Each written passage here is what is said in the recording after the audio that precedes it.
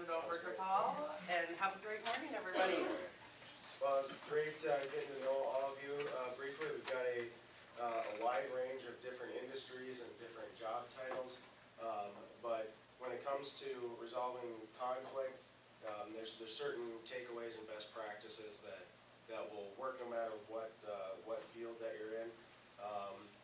Like I said, we're kind of running over a lot of this stuff, but you know, just about any time that you've got a couple of people, two or more people involved in anything, there's always the potential for conflict, right? So what we're going to do is we're going to talk about what are some examples of conflicts that you've encountered in your work life, in your personal lives, and other areas, and what are some other examples of difficult conversations that you might have to have. So let's start out with throw out some examples of conflicts that you've encountered either in your work life or your personal life. Yeah, go ahead. Conflicts between staff members, maybe not getting along. Also conflict between our members as well, and conflict between staff and parents.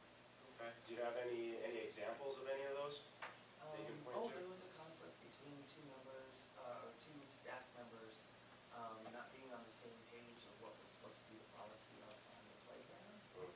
And we had to have a sit-down meeting with them and explain how it should work, period. And it shouldn't be just at somebody else's discretion of what they want to do. Okay. Other examples? Yeah, go ahead. Run into conflict between people on my team and people higher in leadership within our organization. Okay. Any examples you can share?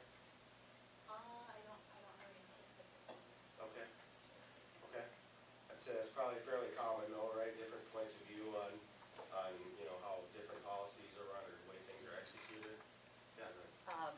Micromanaging from upper management. Okay. Everybody loves that, right? Any specific examples you can point to? Well, yes. So our president and CEO is in outside sales, so he's not often in the store. Okay. So it should be led to the sales manager and the general manager to run day-to-day operations. But a lot of what we do during the week is counterintuitive because he changes things when he comes back at the end of the week from his sales run. Okay. All right. Any other examples you can share? That? I think, hopefully I'm not speaking for just myself, but I think the use of cell phones in the workplace has become something that is hard to talk about or regulate, and when they should be on, we should be on them. Okay. And are you finding that's impacting your work within your team or customer facing? Probably both, I know, Okay. because, obviously I work at a bank, so, there is downtime for certain tellers or, sorry, Chris, if I'm like, work with Chris. But, so there is some downtime, so is it okay for them to be on their phones then? Or should they find something else to do that they could be doing? Or, people that aren't customer facing that have no reason to be on their phone, but are on their phone, because it's just a part of everybody so much today, so dealing with that a little bit. All right. Any other examples? The only thing that's coming to my mind at the moment is people wanting to come to work or not come to work. Okay. We have this conversation all the time. I'll just take it unpaid. Example is, I have an employee that has doctor's appointments today. She could have came in this morning and came in this afternoon after the appointments. They'll just take the whole day unpaid, and that's not what our policy is. Okay. So that's the conflict we're having a lot right now, is just coming to work, and how does that stand? It's not abusing the PTO policy. It's just like, yeah, just don't pay me. Just don't pay me, and that's not our policy. Okay. All right. Yeah, I think there's a lot of high pressure, high stress situations that is kind of emotionally charged in our work. And there's times between staff members where someone may come off as terse or harsh when they're just trying to manage their own stress load. So then we'll get complaints, so-and-so was really rude to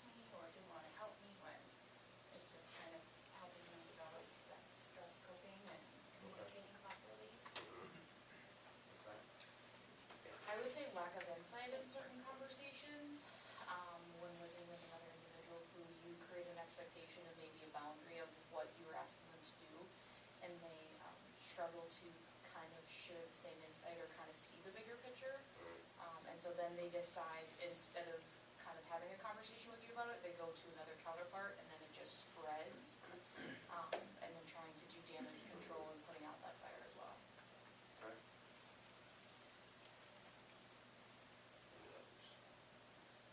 If they're not, that's okay too. All right, so we've got some good examples of different conflicts that you deal with. Now, how about some conversations that you've had to have with a subordinate or with another department or something along those lines where it was, you knew it was gonna be a difficult conversation? You have examples of those maybe? Termination. Okay. I have a couple of those. I think managing up are difficult conversations too. When it's somebody in a higher position than you, when there's something that needs to be corrected. Yep. Yeah. Go ahead. I've had to kind of, and I'm just gonna put this in layman's term, tell somebody to stay in their lane. Okay. Okay.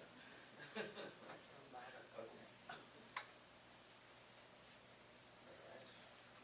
Yeah, corrective action conversations, especially when you're dealing with a situation where you're having a hard time keeping help out of place. Yeah. Again, like, you Yep. don't want everybody quitting, Yep. you know, so I mean, dealing with that this day and age is a challenge. Yeah. Yep. Absolutely. In our organization, I think it's a little difficult for people that have been there a long time, that you are the same level with, of being open to new ideas, new innovations, and that people don't take it as, I'm trying to take it away from you, but try to maybe see it more as a team approach. Yeah. Yep. I've been doing something this way and it's worked, and why do you want me to do something different, right? Because we've always done it that way. Yep. Change is Yep, always absolutely. hard. Any other ones? Yeah, go ahead. Staff has equal levels across comparing themselves, and why is he or she getting more than me? Why is the expectation different for he or she? Okay. We had a conversation a couple weeks ago about being a team, and I had someone come back at me, but there was me in team. And I just looked at him, I didn't know what to say. Yeah. Yep. Okay. Yeah. One of the things I have is I have some pretty difficult conversation with a team member about the content of what they were posting on social media. Oh, sure. And how'd that conversation go? Were they receptive, defensive? Very defensive, yeah. I mean, they were friends with multiple people in our organization. Sure. And they just went through the thing with everyone, which is fine, so it Mhm. doesn't affect the rest of the team. Sure. Okay. We've had a couple instances lately between a customer and a team member where a customer's been extremely rude, and assaulted one of our employees, and it's how do we handle that customer to Okay. make sure that our team feels safe at Mhm. work? Okay. Alright. Well, those are really good ones, and I know sometimes, especially when you've got colleagues in the room too, it can be tough to share some of those things because, you know, there's politics involved, and you don't wanna put something out there that might come back later, but I do appreciate you sharing these examples. And if you haven't already guessed, this is gonna be definitely a group participatory day here today. Like I said, conflict's something we all deal with in our families, in our business places, and pretty much everywhere else in life. So our objectives today, we want to evaluate conflict situations from a leadership point of view. You're all in leadership positions, you're all supervisors, you all have people that work under you. So really that's the main purpose of what we're looking to accomplish today, is how do we evaluate those situations from a leadership point of view. Consider all participants' perspectives and goals before having one of these crucial conversations. plan a conversation with a focus on everyone's needs and objectives in mind, and identify and apply the appropriate verbal and nonverbal communication techniques to achieve success in managing some of these challenging conversations. So, you know, there's a number of different ways that we can go about doing this, and sometimes our natural instincts aren't always the best ones to go with. So if we can equip you with a toolbox to go into these situations, then you can approach it from that direction. So, question for you. When are people more likely to do what you ask them to do? When they feel, how do I wanna say this? When they themselves are internally motivated and see a little bit of the bigger picture. So even though you're having that conversation with them, you're kind of using like motivational interviewing, if anyone's familiar with that, where it's they see that change themselves and they see it as a value to them versus you talking directly at them. Yep. Okay. That's what I would. Yep. Sometimes people forget to use the numbers. Yeah. But maybe sometimes, becomes an issue. I think it comes back to your point of when you're in a high stress, high charge environment, sometimes it can be hard to remember that. And say, kind of, when folks understand the why behind the task, not just this is what you're told to do, but this is why you do it done this way. Yeah. Yep. How else can you get someone to do what you want them to do? I found that if I kind of put it out there and let them come back with the ideas, they're really doing what I'm asking. It's just, they think they came up with the ideas on how to do it. Okay. You give them the objective instead of the Yeah. task. Okay? I feel like if they have ownership of the project you're working on. Okay, yep.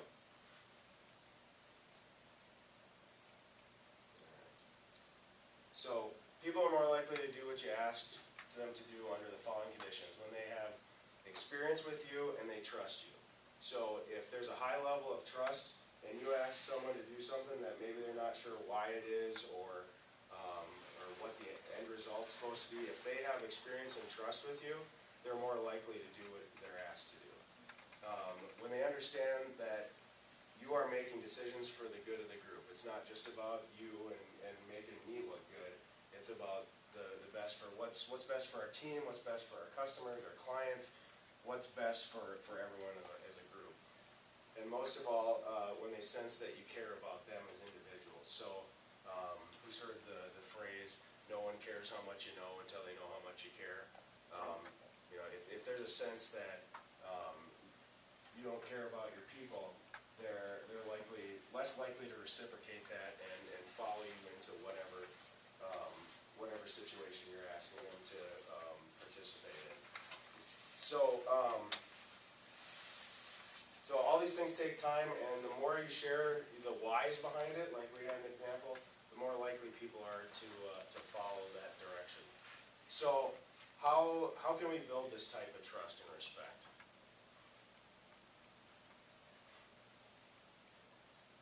Lead by example. Yep. So others accomplish, showing them how to deal with that conflict yourself so that everybody is watching you solve that problem and not looking at them. Yeah, yep. What else could be part of leading by example? Showing that you're willing to get your hands dirty and do the same task. Yeah, absolutely.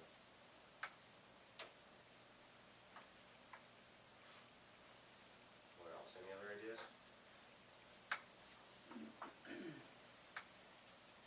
Yeah.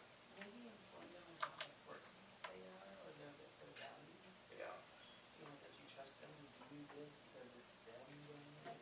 Not opposed to somebody else.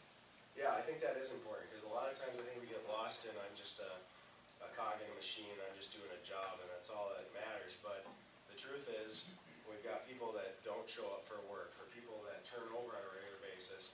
You got good people in place. They are valued. They do a good job. They're, you know, not just anybody off the street. They're somebody that's valued and important and needed, right?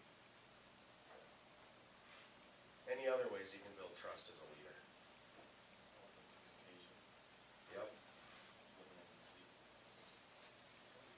Yeah, and be honest. And listen. Figuring out what their communication, their ways of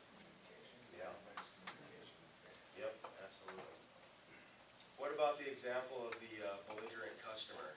How can you build trust with your team as a leader? Should always have your team back. Exactly, yep, yep. I mean, there's certain customers that, you know, they walk through the door and, oh, this person's a challenge, this person's a pain in the butt. But there is that line where it's like, okay, we're not dealing with this behavior and I've got your back, right? Yeah, in that specific example, we basically fired the customer and we had to take the customer aside and just let them know that we don't tolerate that type of, action in our store and that they needed to just find a different hardware store. Yeah, I like that phrase, fighting the customer. yep. We work really hard to get customers and we don't wanna lose them, but sometimes the fallout from it is worse than one individual customer, right? Has anybody else had, examples of either a client or a contractor or someone else that had to say, all right, we're gonna go a different direction? And we deal with very high stress situations, emotions and that, but we recently have had to trespass several people, and we don't make peace about it, and have to still deal with them, on a regular basis, so, it happens, but it shows your staff that you're not going to allow people to treat you that way, and it's just kind of unacceptable human behavior. Yeah. Yeah, it's very, intense, but you have your team back and they know that you're going to be there to support them. So, Yep. Saw a couple of their hands go up on that. So what we're gonna talk about next are these crucial conversations. So sometimes your responsibility as a leader is to tell people things that they don't wanna hear. This can be challenging because we're not always prepared or comfortable in handling conflict or difficult conversations. How many of us like conflict? Honest, there are people that do, but for the most part, us Minnesotans and Iowans, as a culture, most of us don't like conflict. We try to be nice, polite, everything else, but in our role as supervisors, that's not always possible, right? As a leader, you must step up and try to solve the problem instead of ignoring it and hoping it'll go away. Think of situations where a problem festered because nobody wanted to deal with it, and instead it got worse. How many relationships have ended because problems that bubble under the surface until one day they erupted into a catastrophic explosion?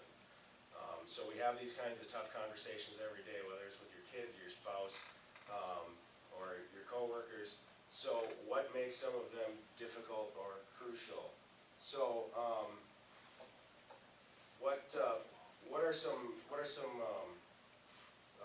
what makes some of these difficult or crucial, these conversations? What would make one of these conversations rise to the level that there's a good chance there's gonna be some fallout after this? Different opinions. Okay. I was gonna say anger, emotion. Okay. Yep. Someone gets defensive. Mm-hmm. Or avoidant. Okay. and the outcome is very important. Yep. Okay, good. So, when you have those discussions, like you covered all of them, the stakes are high, it's an important topic that you discuss. The opinions, you're at odds with each other, and the emotions are running strong on these things. So, this concept comes from this book called Crucial Conversations by Patterson, Brady McMillan, and Switzer. If it's something that you're interested in, you've all got the packet, so you should have the information if it's a book that you're interested in taking a look at. So, we've talked a lot about other people and what situations you have to deal with other teams, your subordinates, customers, whatnot. But what about us, as we look internally at our own selves? And a big part of that is, it can be taming our own instincts. Some of us are really good at addressing and dealing with conflict, and others of us aren't so much.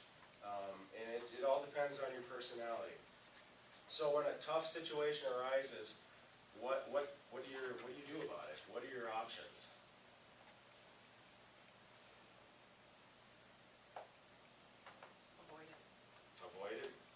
this one. Hey, you got number 1 on the list. I was gonna step up and figure out how to. Okay, Sometimes you ruminate on it for a while. yeah, Better for work. okay. What are some other options you got?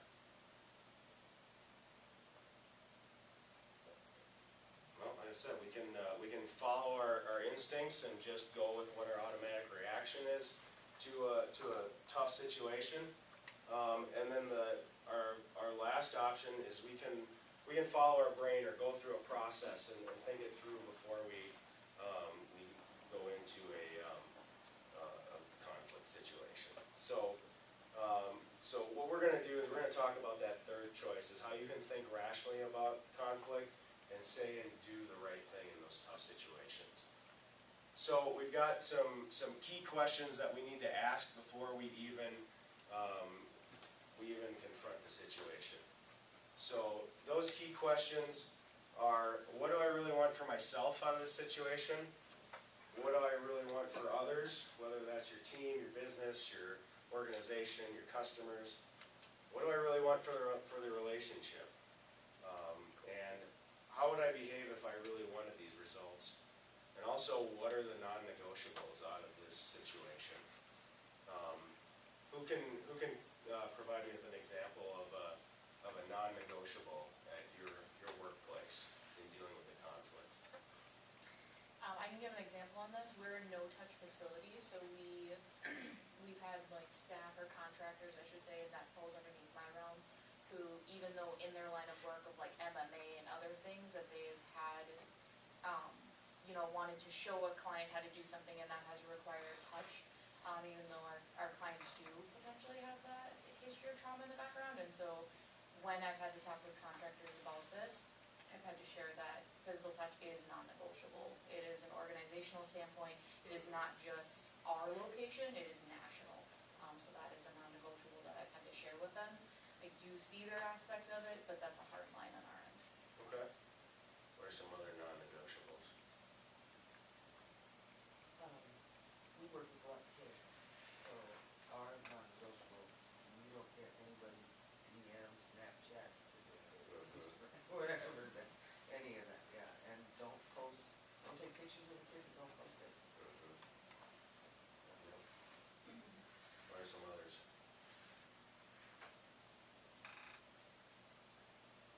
Anything that falls outside of the law. And you have like confidentiality, policies, things like that. Yeah.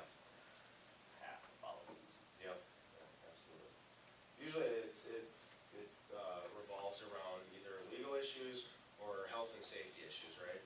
Those are the non-negotiables. We want to make sure everybody goes home at the end of the day. We want to make sure that we don't get our business or organization into trouble that threatens its existence. Those are a lot of times those are the non-negotiables. So each of you have some handouts in addition to the slides that are there. One of them looks like this. It's called Planning a Conversation. What I'm going to do is I'm going to read you a scenario, and you're all in little different groups here. So I'd like you to all discuss the scenario I'm about to present to you and how you would go about dealing with the situation based on this tool here. So imagine you're a department supervisor. You have a long tenured employee that's been leading the same project for a number of years. She has a wealth of knowledge, but she likes to run the project her own way. This sounds like one of the situations someone brought up earlier. She doesn't usually follow the company guidelines, and she has not been receptive to suggestions from you or other department heads. You would like to replace this person on the project, and you have another individual in mind for the job. So, using those 4 questions, what do I want for myself, what do I want for others, what do I want for a relationship, and how would I behave if I wanted these results? Talk through this situation and how you would address it. I'll give you about 5-10 minutes or so.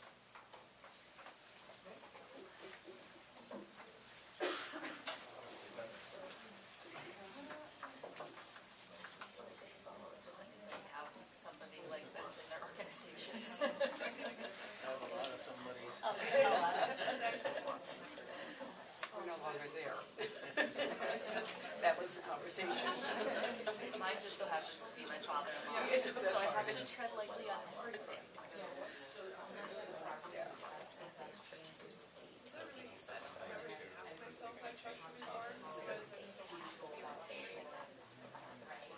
What to do I really want for myself, is just I wanted a better team. When I took this job, they said they had some conflicts going on. And they asked my suggestions before I was hired, and I kind of gave them what my suggestion was. So when I went into it, it was what did I want for myself and try to solve the problems. And some of them were having that hard conversation is, you're a great employee, but you are some of the issues that are happening here. So we had to have this hard conversation. Out of the 5, 3 people left on their own when I had one to have to go. I have one left in action since everyone else is out, so she's working great. So it's kind of sometimes you have to have that hard conversation, I'm doing a job because that's what they hired me to do. So that's, what do I really want for myself? I want things to get along. That's the main thing. The drama. Yeah. I think some people train with. Kind of ties in with the second question too, right? What do I want others to do that? Because if one person is creating all that drama, others can't coordinate and lead the rest because they're going to be responsible for everything. So what I want for others. So it's not just like Feel like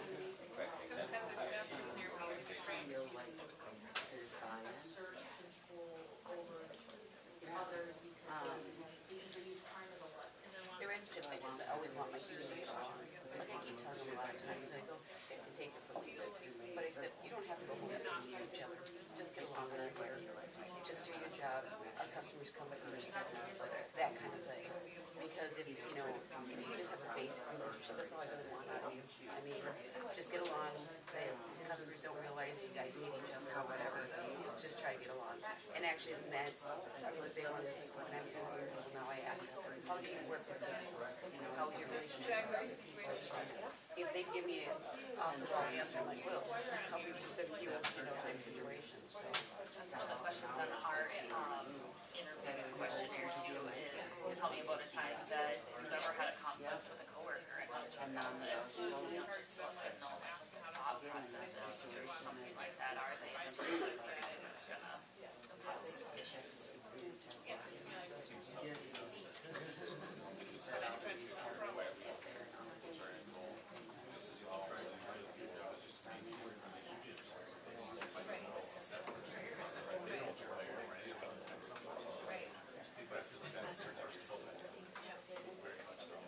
yeah, they're making, I don't know what you guys are making, that is all they do all day. It's just that one conversation to the next one, to the next one. It's like, yeah, it's like, we just had a meeting just because of it, and that was statewide, that we just had our department just say, we did all by Zoom because we couldn't get us all in one building, but that was part of the conversation, is kind of our chief, we understand that, but we need to also understand what is our goal at the end of the day.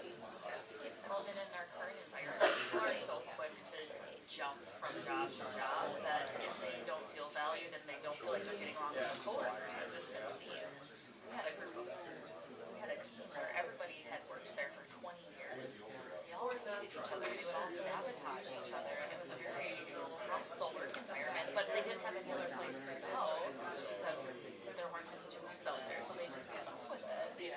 But then once we kind of started weeding out some of those people, everybody really started working together and we saw businesses and departments thriving.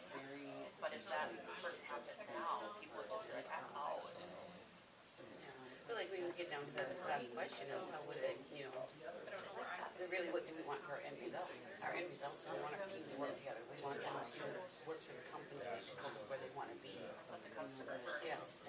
I would say most of us are in that customer field where that's who comes first in the end. And sometimes it's a hard conversation. I mean, there's times I've heard customers be very rude to my statement. I've just walked out and just said, thank you for your business with us, but you don't need to talk to them this way. And I just kind of stepped in. And that's where they see, my team sees that I'm looking for their back, I'm going to cover their back, I'm going to do what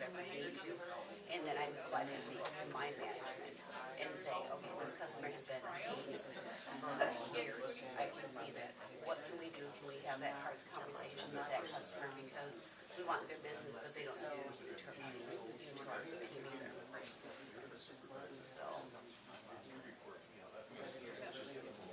But it is embarrassing for, and then. Right on, that's true.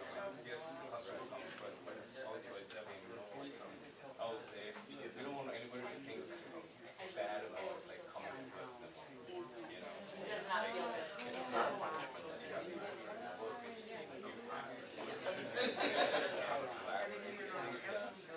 And at the end of the day, it's just my work and stuff, doing with all these meetings and taking those calls.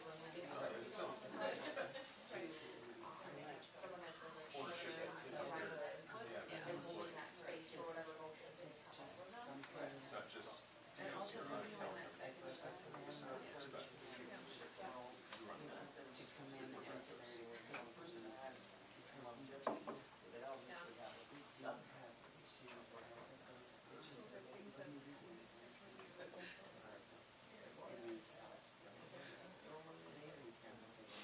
Since everybody else is still kind of talking about this, what do you do if this person is a leader in your team and you can't just try to manage them out? What do you do with this person who is very strong-headed, has very high opinions and high ownership over the group? What kind of conversation do you have with that person?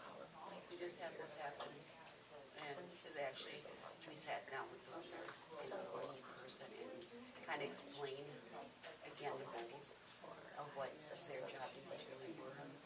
And that's what we did, and it seemed to help. It was, we told HR that we wanted to make sure, so we just sat down and kind of went, this is your job duties, you know, and we appreciate when you step above them, and we recognize that, but these are a few conflict areas, and so we just kind of went through some of the issues that we saw. And I was very surprised how well she took it, but it was kind of one of those things we had to do it because we didn't feel like really devoted, and I didn't want that to happen, I knew she was not doing it. I just had to open up her eyes to some of those things that the issues were. You know, so I think sometimes that hard conversation is back to where you're at. You have to have the customization of people. And I've been in a lot of different industries over the years. That hard conversation is probably the hardest thing I have to do. You know, it's just to be mindful. Yeah. And teaching Oh, yeah. I mean, leaps and bounds. And I think sometimes they may not even recognize or realize. All right, well, why don't we come back together and talk about some of these different questions that we're asking ourselves. So, Yeah, it's a combination of personality. first one that we're talking about is what do I really want for myself? So, let's have this table over here talk about, what did you discuss on that question? We thought that the goals between upper management and the middle management maybe weren't clear, so that there was conflict between those positions. And what we wanted for ourselves, and it depends on what position we were taking. If we were taking the position of the upper management, we would want to discuss with the mid-level manager what the goals were, so that we could come to a consensus and move the project forward. Okay. How about the sale back here? What were you discussing, is what are your goals for yourself?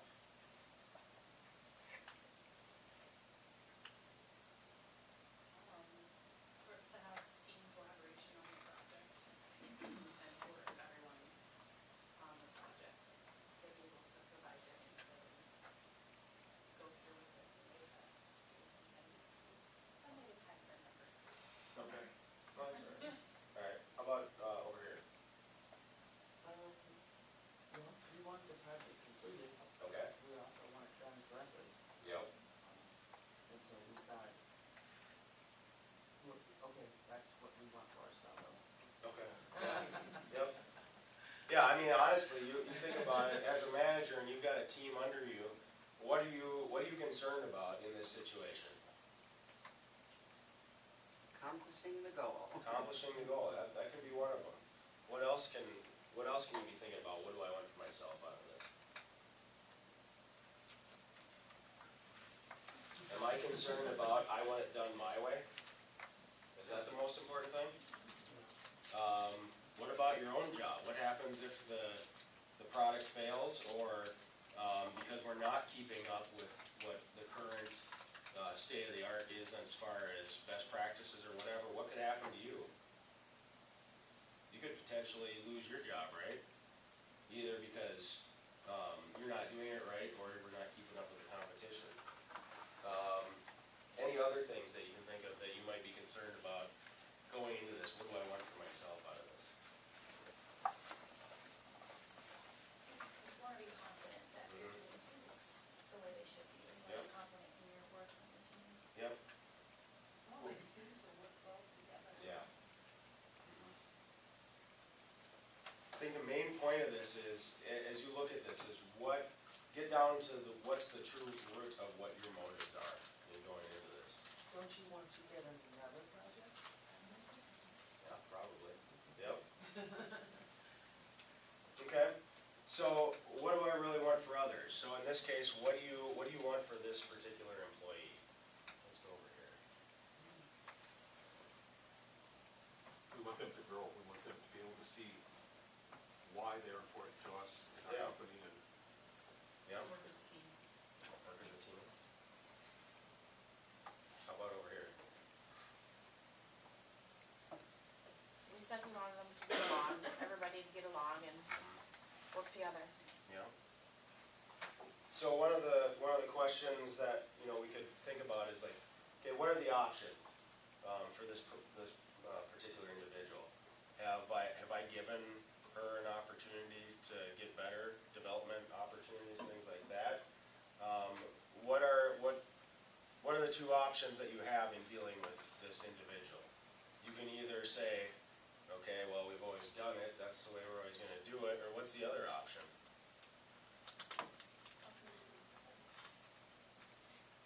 Yeah, but, Change it up, try to, we thought that if, since this person was gonna just over this project, that we could ask them to step down yep, to be the second person in charge, and let this other person kind of show them something, a different approach to getting the project done.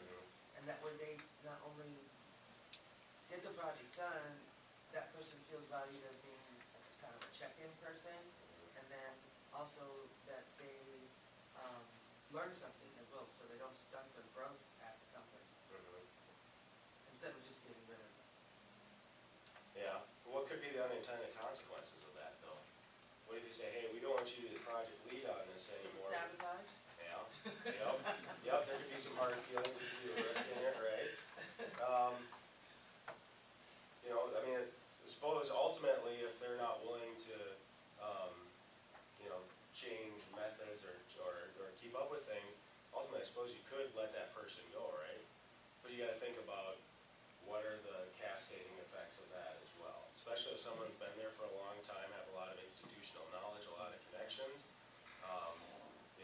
That's something else that you have to consider as a manager too, right? Is how is this gonna affect the team as a whole? Your team might be like, oh, thank goodness, I was hoping that we could do something different.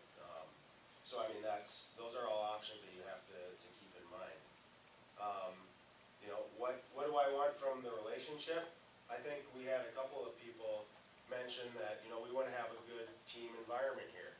We want people to get along, we want people to be, happy with their jobs and their workplace and feeling fulfilled. If you, in some of these different situations, what can happen with that working relationship if there's a change or things like that take place? How can that affect the working relationship?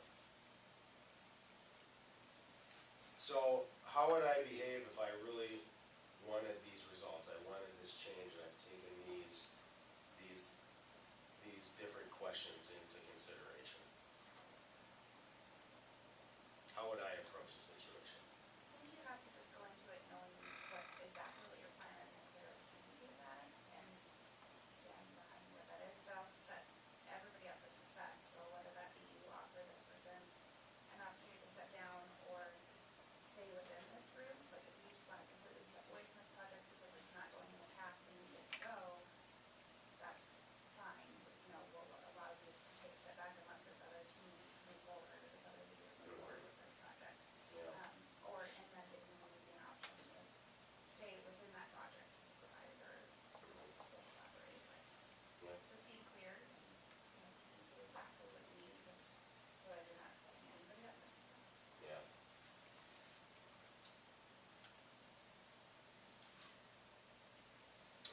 So let's talk about some of these conversation techniques that we can utilize.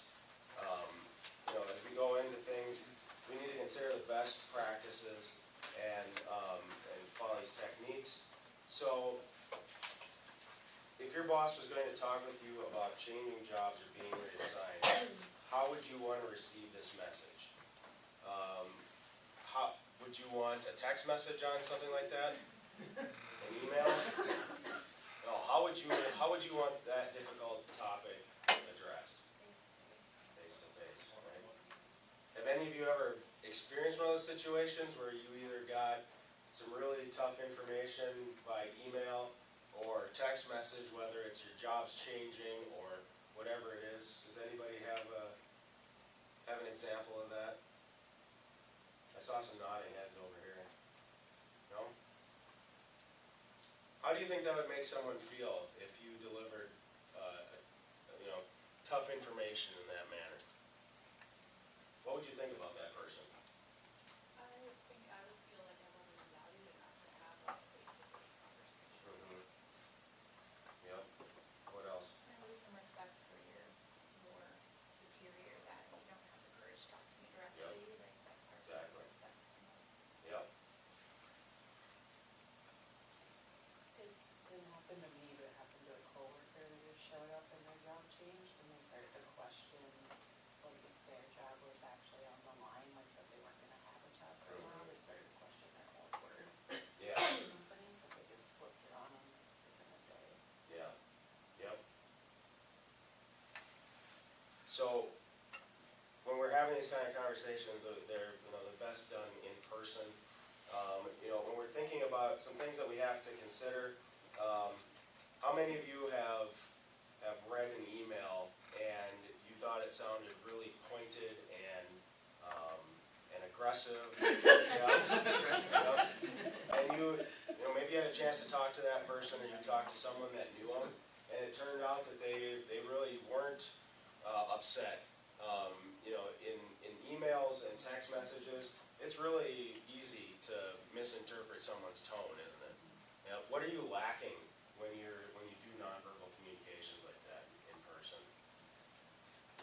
Body language, inflection on words, all of it. Yep, and you can also, if you're not clear on what's being said, you don't have a chance to clarify it, do you? And I know in our youth hockey association, there's a 48-hour rule.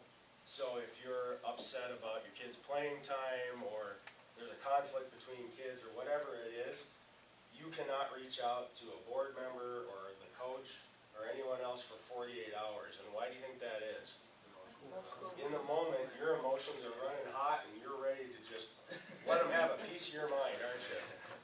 So having that time to step back from it and collect yourself is super important, so that you don't end up doing what? Yeah, flipping out, saying something that you're going to regret later, right? Because if you do get a chance to step back from it, maybe it's not as big of a deal as you might have thought it was. So, those kinds of conversations demand, some thought and some strategy put into it. So, something that's important, people deserve in-person communication, which allows you to pick a comfortable time and place, use good body language, adjust as the conversation evolves, and listen effectively. So, when we talk about listening effectively, there's two parts to that. One is active listening, which is you're providing feedback, there's questions, you're asking those questions. We've all had conversations with people where you can tell that they're checked out and they're not really listening, and they're just waiting for their turn to get in and say their next thing.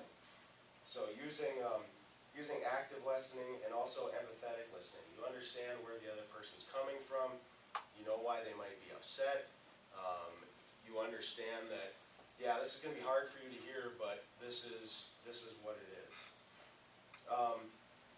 So we go into this, we need to state our purpose. What do you want? What don't you want? And what are you hoping to achieve out of this conversation?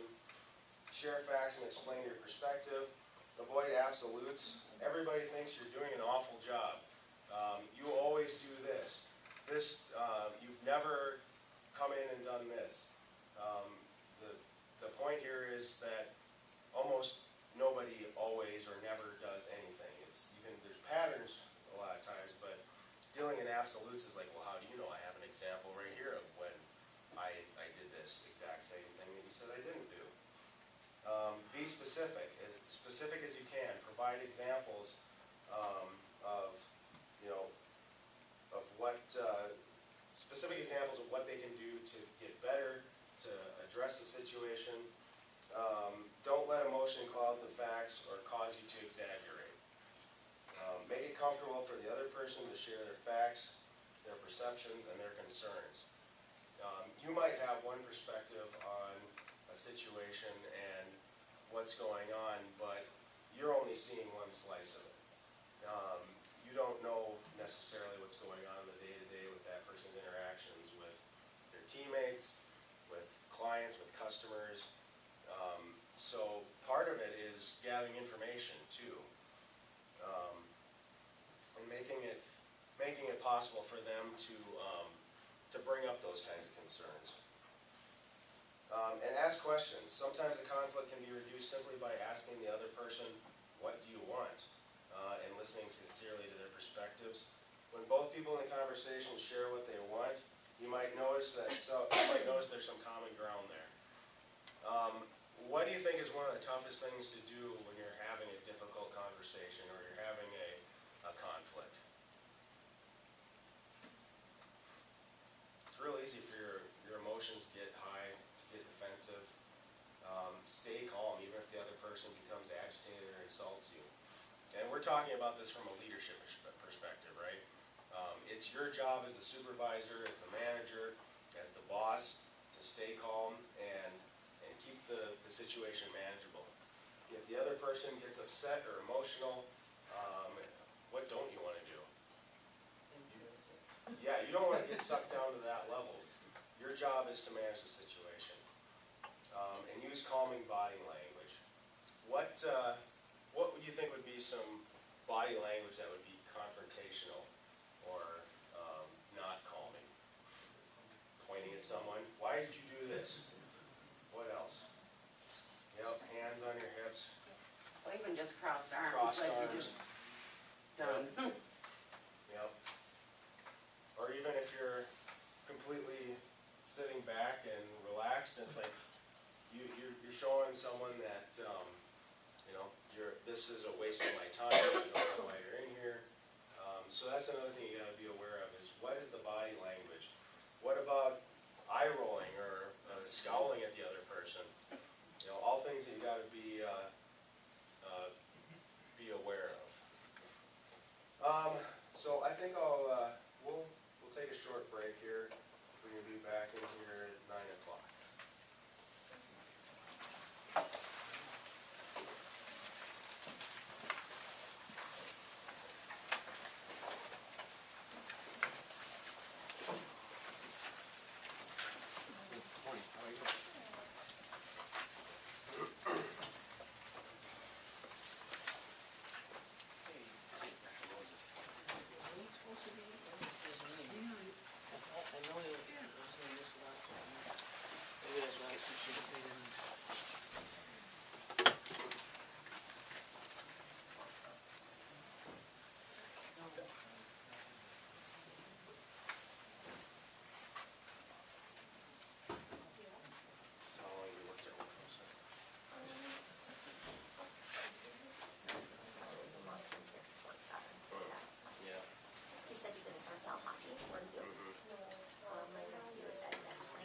Okay. Yeah, he's at the PE level, I think.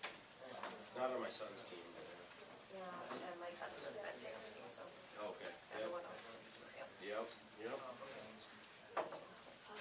we've had, we had lacrosse in our office for a long time, and then we went during COVID. It was partially because, you couldn't serve your clientele, and we were, yep. So I think we went for about 2-3 years, and now we've got you back, so. Thank you. Yeah. Yeah, I've learned the job.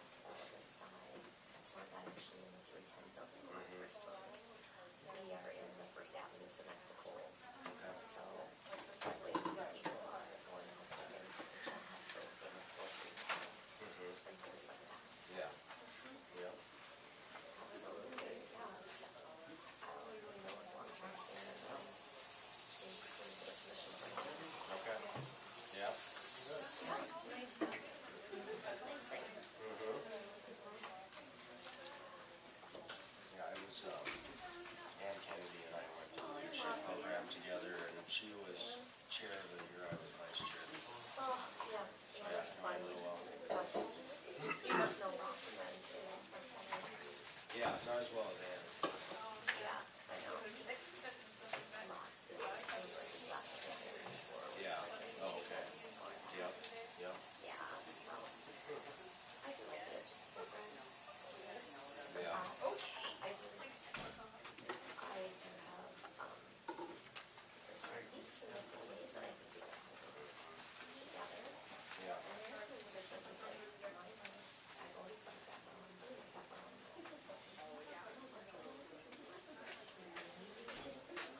Yeah. Yeah. So we seem to use the same people in a lot of our meetings. So, you know, Yeah. it is what it is. Yeah. And I do have like, well, you know what, here's what, my ideas are, I want to bring this to you, and I need to talk more about it, because then it gives them a little bit of time to stew. To process it. Before we move through. Yeah. The first time you hear something new, it's usually, whoa. Yep, that's what I'm getting a lot of, yep, Yeah. yep. So I'm gonna give you something to think about for a minute. I do, I didn't want to be early thinking that I would be there by this time, but maybe a little more sunk in and be open to some suggestions. Yeah. Yeah. Absolutely. That's always that's not good, is there? Anytime something might possibly change. Why do we need to do that? Yeah. Yeah. How are you?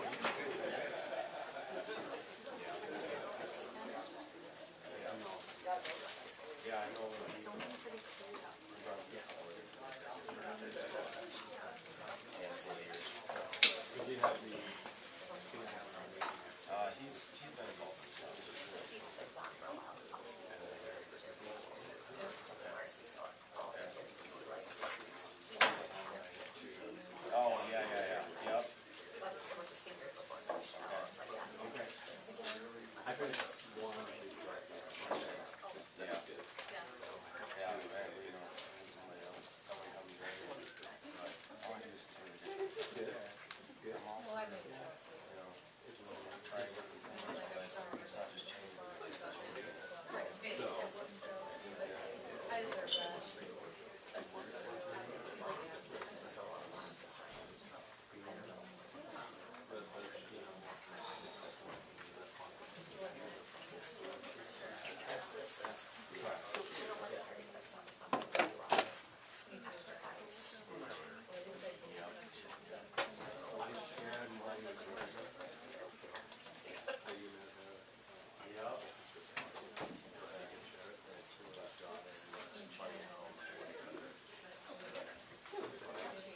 Y'all just have next week, right? Yeah, for sure. We'll catch up.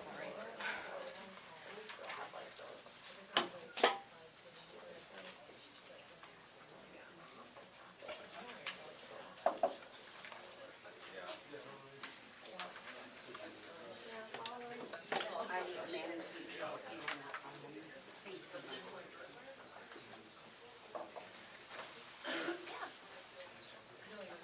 Oh, you did? Okay, like Kevin. Yeah, he's at West and, has his staffing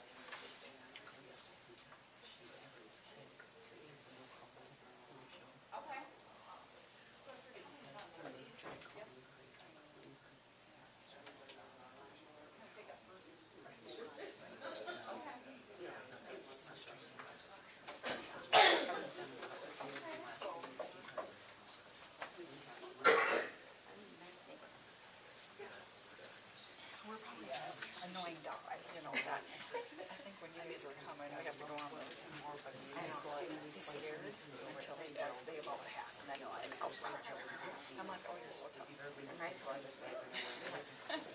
oh yeah, mine is like that kind of all the time too. Yeah. Yeah, if you, at the stop sign, we're in the corner, we do not know the bank unless you read it, sat there and look at it. It's a two-person bank, so they get paid for their lunches. You know, they work basically 8:15 to 4:16, so it's not fair. I know, that's what I said. I worked all day yesterday, yeah, I got a probably a staff over there that really has been to quite often. We had a good heart-to-heart on Monday. It's kind of like, you know, I figured you just had a good community. It hasn't been there for the last month, so. I did.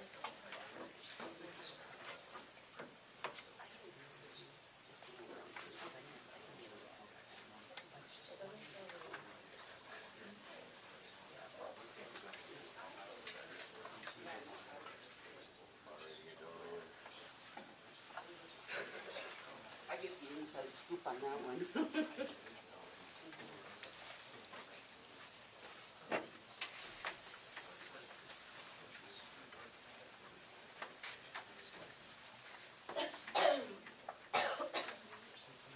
All right, so the next part we're gonna talk about, and, was brought up at the very beginning, about people having different communication styles.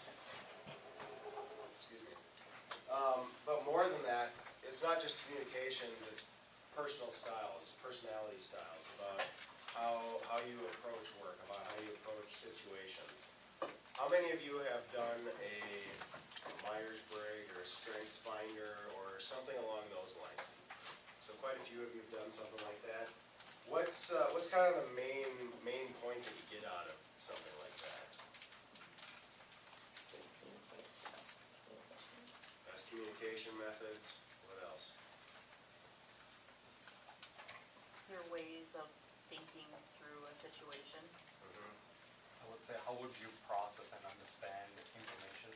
Yeah. So we're gonna go through a real quick exercise. Has anyone ever done a DISC profile before? Okay, we've got a couple people. So in your stack of sheets there, you've got one that looks like this. It's numbers 1 to 15. For each one of those rows, I want you to circle the one that best describes you. So out of row 1, which ones describes you best? Row 2, which one describes you best? And then when you're done, total them up at the bottom and see which one that your tendencies go towards.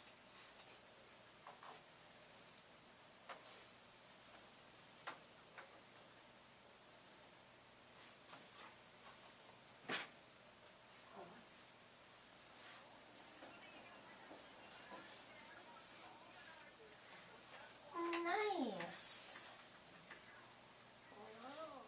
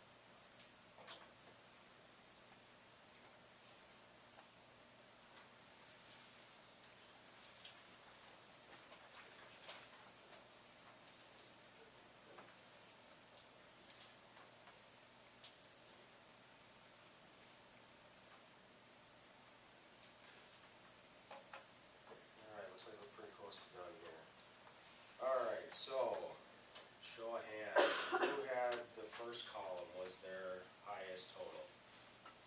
Okay, a few of those. That one would be under the tendency is towards dominance. How many had the second column as their highest?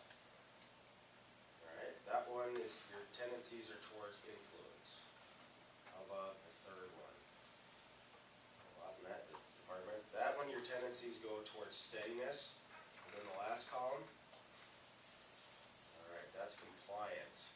So how many had two that were either tied or within a point of each other? Okay, which ones did you have tied or close together? First and second. Okay, alright. Yeah, Dominance and influence. okay, Steppiness. okay, Dominance and compliance. alright. I had 3, dominance, steadiness, and compliance. Okay. Alright. So what can something like this help inform us on?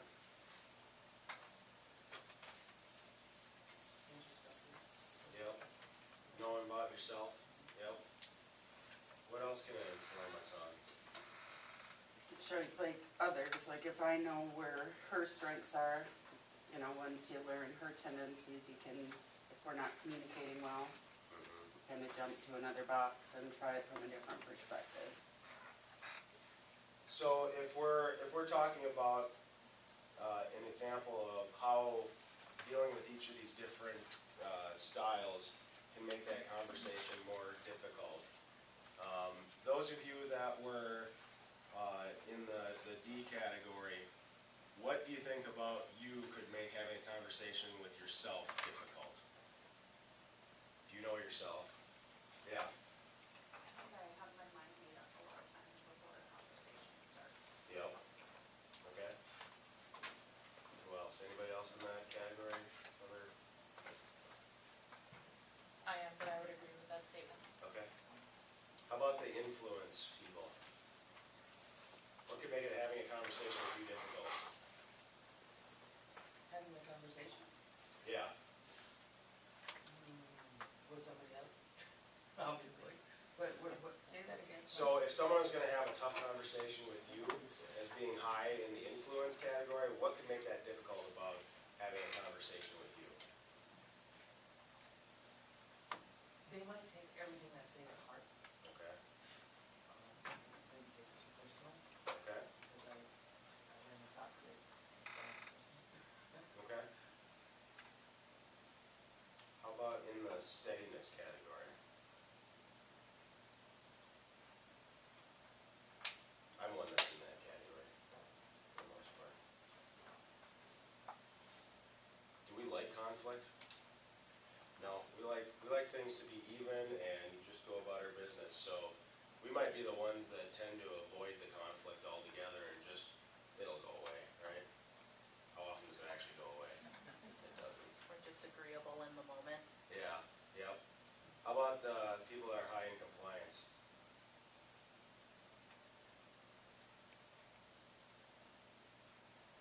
If So if someone's, it's not a fact-based issue, yeah, you're gonna have a hard time.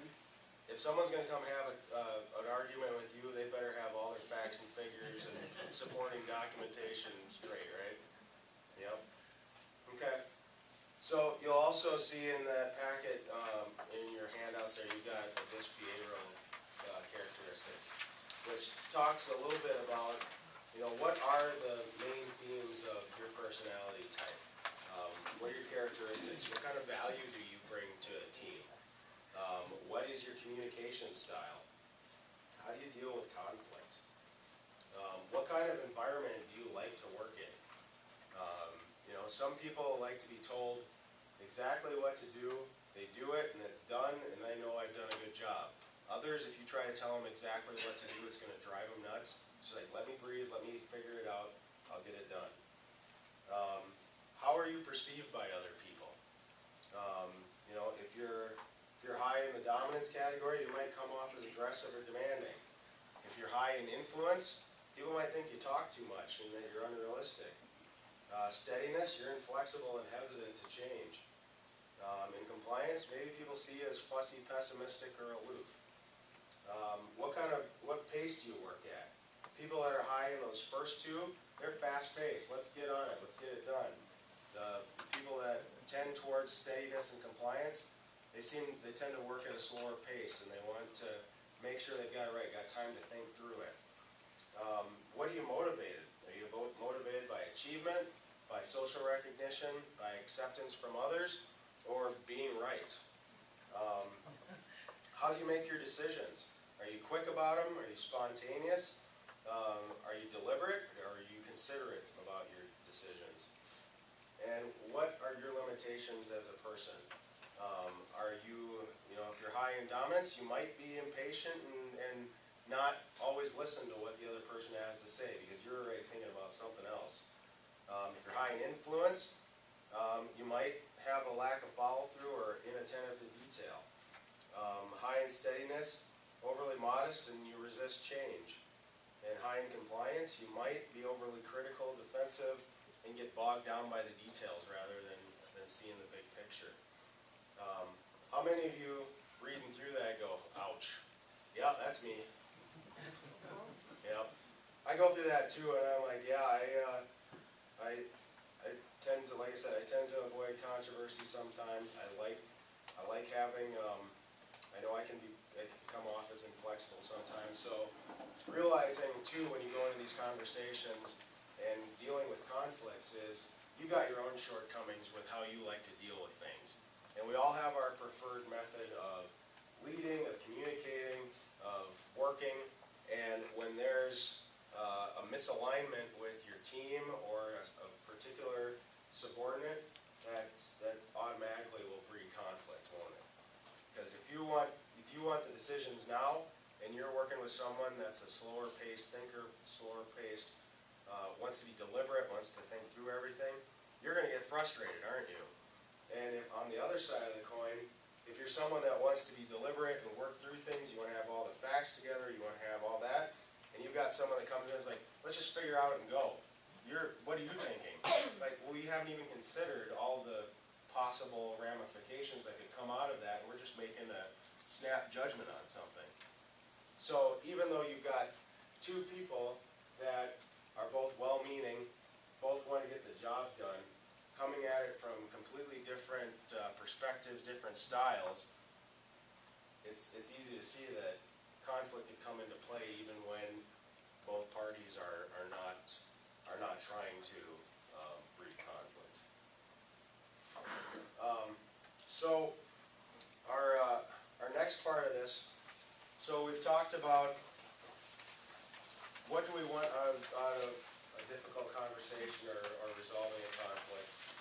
We've talked about what's our personal style, and in general we can kind of, if we've worked with people long enough, we can kind of figure out what their tendencies lean towards.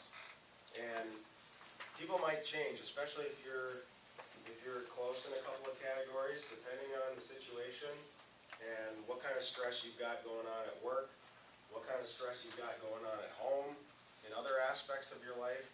It could shift what category you find yourself in. We're not robots. We all have stuff going on in our other lives that as much as we try to leave it outside the door, it can still seep in. If your mind is off worried about something happening at home with your kids, with your partner, your spouse, that can have an effect on you. You've got parents or relatives or someone that's dealing with a health issue, and that's top of mind, and maybe your focus isn't where it needs to be. That's part of where the caring about your team and the empathetic listening comes through. Is your team comfortable enough to tell you, hey, I'm dealing with this stuff outside of work, and I'm doing my best here, but there's some issues involved here.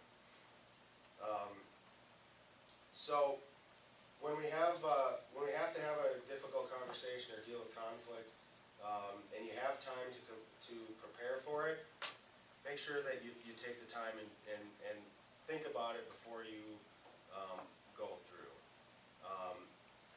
They're not, these questions that we put together in this planning worksheet, they're not just the only questions, but they're the kinds that you can use as an example. What happens if you jump into this kind of conversation without a plan? Pull back there, I'm sorry. Yeah, that's a possibility. Objective is misconstrued. Yep, that's a possibility.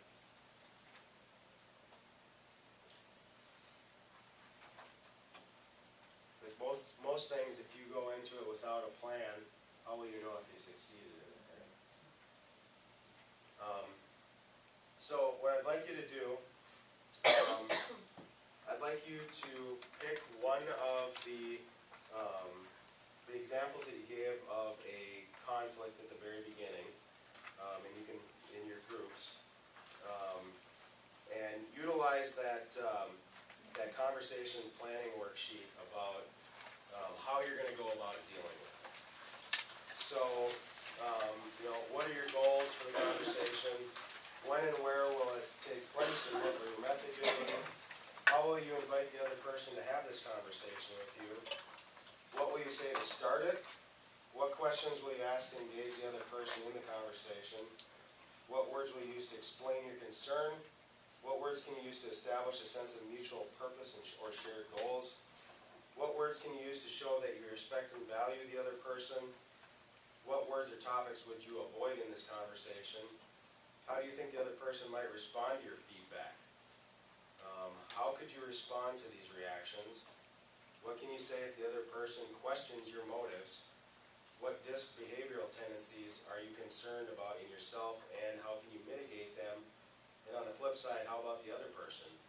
And what are the actual next steps that you want to lead with?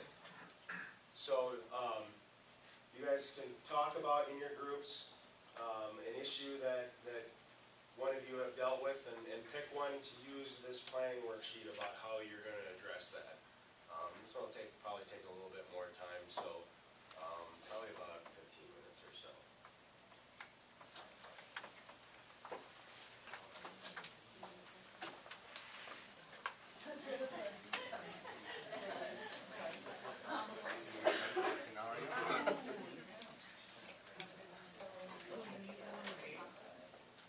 What was your highest number? I have a person right now who's actually left today. She's been struggling all week. Her ex, I guess, is on life support. It was a bad asthma attack, I guess. So Monday she was kind of out of the crying. And then yesterday she left early, today she came in at 5. So if it continues, I would have to, I don't know, I guess bring her in and, maybe take a leave, and I don't know, I'll start that conversation. She's really struggling. It's not really conflict, so tough to see. A lot of us are going to come across that, especially with the regulations of the family safety thing. Which is That's gonna be a point of focus. Health is so much more prominent now, I think all of us are gonna end up.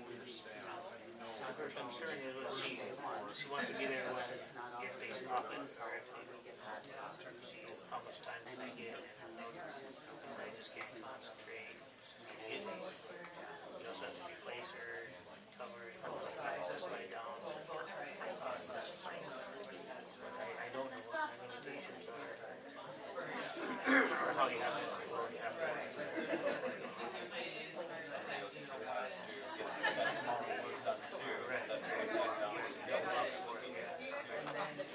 we have to go out, you can't tell them why. It's got stuff going on, so they get mad. So that's where the conflict's coming in. Huh? That's where the conflict's coming in, Right. because each staff has to cover for somebody else who's having a family issue. I guess really the conversation is to see what you're about to present in that conversation, because if this is,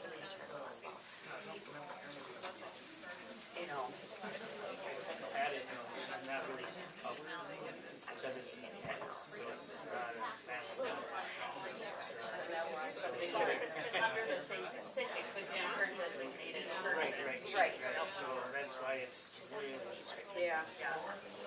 Well, I guess, what is your goal? You want her to be able to have her time with this person, but yet your other side of the goal is you're trying to make the rest of the team not though they're being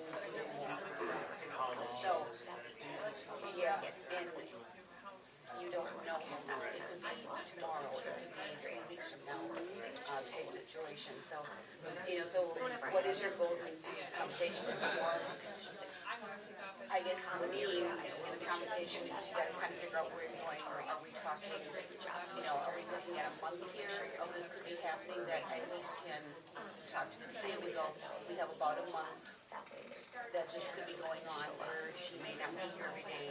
I guess that would be my goal, is kind of figure out what the goal of the conversation is, how long I guess we're possibly going on, or can you work half days, the other half day, that type of stuff. I guess that, to me, is what I think the goal is first to figure out what she's gonna go make. Does that make sense? Yeah. But right now, she doesn't have much. Yeah. She's right on the outside, the family, I don't know about there. So what, I don't know how much I should sit here. Very kind of hesitant for her to be there, so she's like outside the room and they're here. So, I don't think there's any plan on, okay, we're gonna wait this long, and nothing happens. She has the right to have the feelings, family doesn't want her, that's a whole other conversation, another thing going on. That's why it's like, I mean, my ex-brother-in-law just died a week ago, and he got a phone call from like, so, I mean, it's kind of one of those things. I mean, she's going through emotions, even though they're not together or whatever, and she cares about that person, it doesn't matter if they're together or not together. That's the other part of the conversation, but I guess really the main goal of this conversation, you kind of got to get a little bit of a timeline from her. When we know that, that's kind of how I feel, we got to get kind of, gotta know how to cut your shifts. That's really, that's how we even move forward from there. So I mean, that's really one of the big, yeah, and I'm trying to push and keep her safe too. Yeah, right. We want her to feel like she's being heard and like at least have some sympathy, but at the same time, you just don't think that's the bottom line when they're ready to work. Right. And you, there's people up here saying, Yeah. And it's one of those conversations sometimes that, says, when and where with the conversation. Sometimes I hate to say it, is you have to pull your HR in on some of these hard conversations, because one, you want to protect yourself, two, you want to protect the laws when it comes to this kind of thing.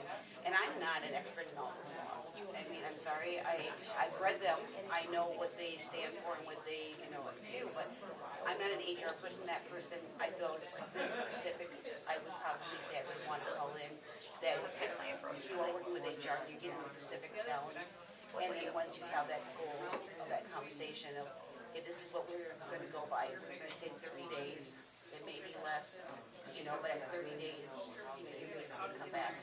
At that point, and I think that's probably how I look at it, that covers in, who will be invited to it, other people. You got your HR, you got you, and you got this person. And I think setting your goal of the conversation of what are we going to establish here now? Because, and then you don't have to say a lot to the rest of the team. You just say there's some personal issues going on. She'll be here every day for 3 hours, or, that's, I think, these kind of the main things we have to think about. This way, the team not thinking, well, God, I got to do all of the work. No, she's going to be here. She says, we might occasionally, and she may not be here, but type situation. So, I think. What are your thoughts about if you reach out to the team?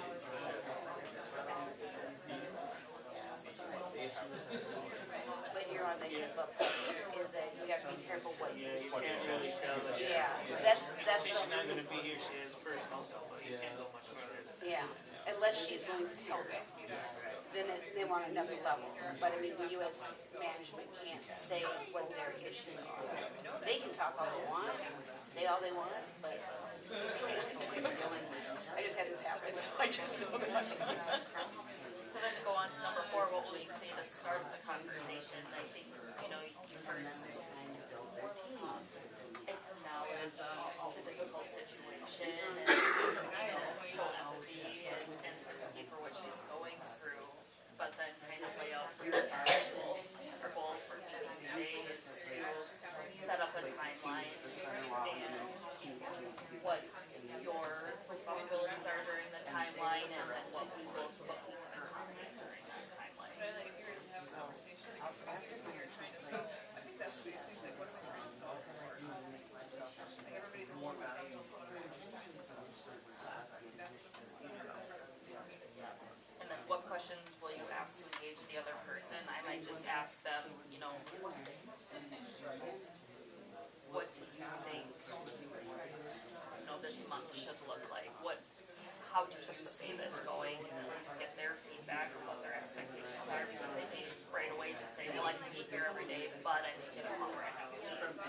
unfortunately say, I can't see her enough in a month, and then you can say, well, we can't accommodate that, but this person can accommodate. And she was, and that's the other part of having HR in there, then they can say, well, we can allow this in that conversation when she comes back, I can't want it all. At least you have HR there saying, well, this is a company and they're doing this. Can we meet halfway, can we talk about it? Just off note is that I have become probably best friends with HR, just because I have gotten to the point where there's so many things happening that I can't stay up with everything, so a lot of times I will just call her and go, hey, here's my situation today, you know, what do we, you know, how, where do we stand on this? Can I do anything? How far can I push it? How can I, you know, type situation. We just talked about doctor's notes, you know, type situation, you know. Can I ask for a doctor's note? Can I not ask for a doctor's note, you know? So it's a very fine line, so sometimes that's the really important part, is making sure you understand what HR rules. Okay, so sign out because I don't have a degree in HR, but I have to play HR because we're a small company. What's the answer on doctor's notes? Doctor's notes, they normally say if you're over 3 days, then you have the right to ask for a doctor's note. I was, the numbers was up 2.5, and I was like, okay, ask for a doctor's note type situation, but it's a very fine line. Some companies will say it doesn't matter if you're out 1 day, you have a doctor's note. So it is how it's written, and most of the time they say if they're out 3 days in a row, most companies have the right to ask for a doctor's note. When you go to the doctor now, you guys, they will ask you, do you need a doctor's note? They will ask you right away. Yeah. So most people can get one very quickly, but yet having these days. 3 days. Some companies, they will take appointment confirmations and all these things stuff. Yeah. Just say that they were there, or, you know, I've had people show me their, my chart. See, I got all these appointments, and I'm like, it's okay, I trust you, I don't need to see who you're seeing, or, yeah, I don't need to see anything, I just, you know, but yeah, 3 days, it's just, you have to be able 3 days to find it after, but I think but this is kind of a different situation, because it's not really, but I still would check with, I guess I would read it. And they said, well, we have counseling, we have all different, right now, she just, not practice. I just can't even focus. Well, the other thing is, I mean, at my former job, I did have someone going through, not the same thing, but going through some emotional things, and she actually was seeing a counselor, and she actually had her counselor, maybe on the service time, she's having a lot of personal issues, and it was signed by a counselor. I had to accept that she may not be a full focus type, you know, staff member for the next couple months. I did it, we tried to very soft about it. I mean, she made a decision to leave just because she knew she wasn't being the team, and she wanted it was not, she had to move on. But I think this is just short term. You know, I don't want to hear, you know, I don't want to hear. So it's not like she's going to be gone forever, I don't think, but. So she's really good, no, I've never missed an opportunity, so it's kind of surprising, she's playing a strong role. It's kind of surprising. Just can't really, I did. Well, then, you know, can jump down here, you know, you respect her, you value her, and then you go down to the topic, what topic should you avoid in this conversation? This is a big one, I mean. The end. Yeah, the end result is, you know, she said like, that's if you had an HR, you probably can't hold a job for 2 months of her not coming to work every day. Right, that's what I was Yeah. gonna say, it's like. So I mean, it's a real, you know, so those are conversations, and yeah, you have to, you know, want to make sure you say, well, yeah, we can accommodate you. Might not be able to have those conversations too. I've gotten really good when you say, let me check with HR on this one. Cover yourself, that's why I've gotten to the point, you have to cover yourself, because if you don't know the answers, don't answer on something, because it causes more issues down the road, you know, situations.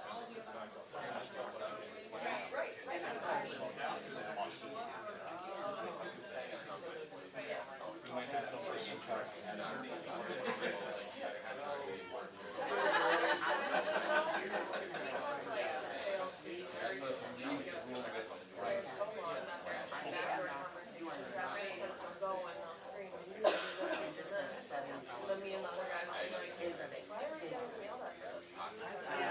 situations, I mean, again, you know, you already feel bad for, you know, type situation, so there's the reaction right there, is, you know, don't let her know that you're looking at something that you're really looking at seriously, that you do care about, because I'm sure you care, like everyone does, I care about everyone, I care about each because of where it is. But I mean, I think everyone cares about their employees and the people that they work with, you know, and you just don't want to react weird in any way.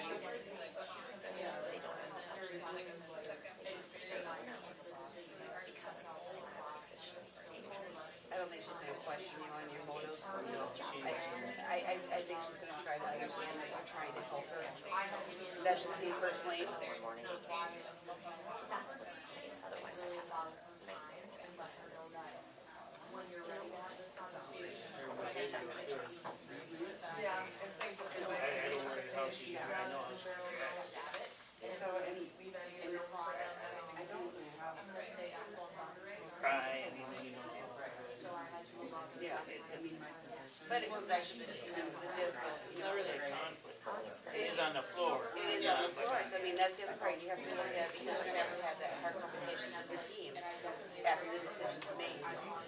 And that's the question you really have to come back to, is how that react to the decision.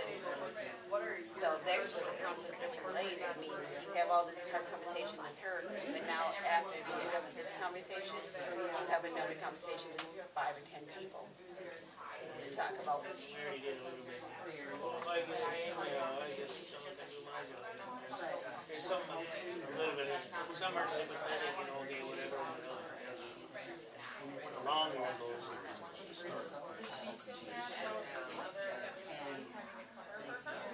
Yeah, well, she said, I know it's not easy. We're short anyway, that's what they work around that. Yeah, so she's aware. I just can't do my job. And I believe her, I mean, she's usually rock solid. She can't even focus. That's where, like, your questions during the planning and conversation is what do you really want for the relationship? And it sounds like she's a pretty rock star employee, you want her to be able to succeed, so that means they're willing to exceed As many as I can, but again, HR is not maybe as caring as your HR. This is it. I mean, we haven't got to that point yet. But I think They do. that's your conflict there, versus what is HR gonna say, versus your other team members. You know, I know for me, I ask other branches to give me help when I'm shorthanded, and I've had to do it twice this week. It's like, you know, I don't have anyone in this location, I need someone, can anyone help me out? And, you know, is there another department that could help you out to get through this 30 days? I mean, that's the other question, you know, is there other people that are willing to help pick up some of the slack where she is not there? But now you're adding, you know, possible conflict in another department in the same situation, so. They have to pitch in and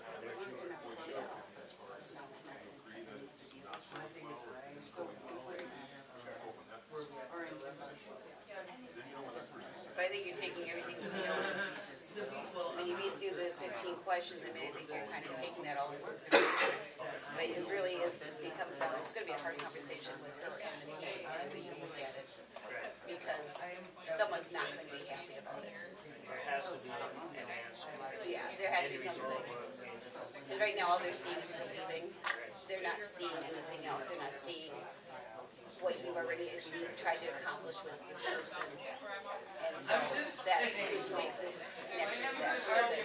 They can look at it and go, okay, this is what I can tell you, this is what's gonna happen the next 30 days. And at 30 days, you guys make that decision that, okay, we can't do the job. And that's, I mean, that could be the next step, is you may not so have a she's job. so emotional, she might, I don't care right now. Yeah.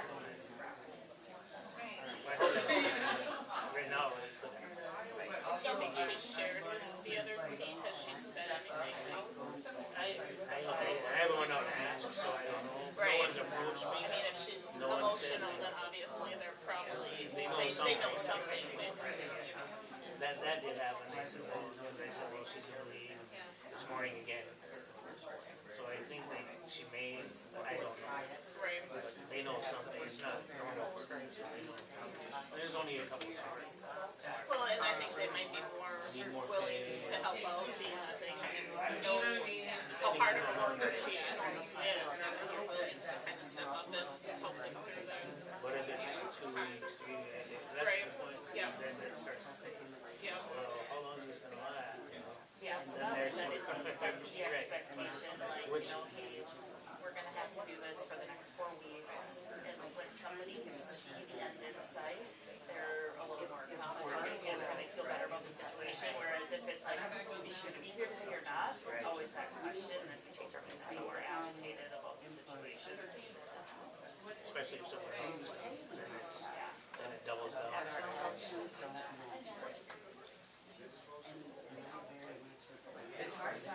There's a couple conflicts you got. Just one. I like to say there's just one, but nope, we've got a couple going on here. Because of, Yeah. One of them sad, the other one Yeah. is over here, then it's these guys over here. And in the end, you know, results, it is always, you know, it's not gonna be a great outcome, but because one, she's gonna lose somebody that she cares about, or she's gonna be let go because she can't get back in 30 days. So this end result, your staff still may be short in 60 days, or should we cut it down like 120 days? Is Kirk getting close? You need a couple minutes yet? That's not here, so. Okay, sounds good.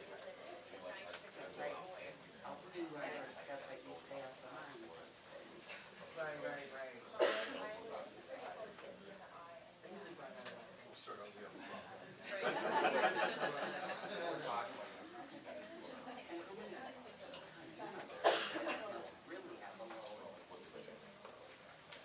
Well, and we're just the job out. But still, you're trying to place everybody in culture.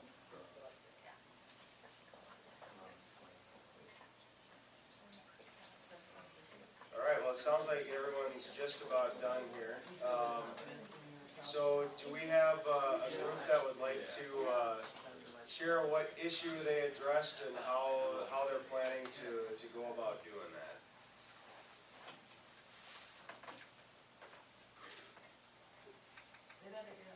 Is there a group that'd like to share which issue they wanted to address and how they went through the plan and what their plan for that conversation is?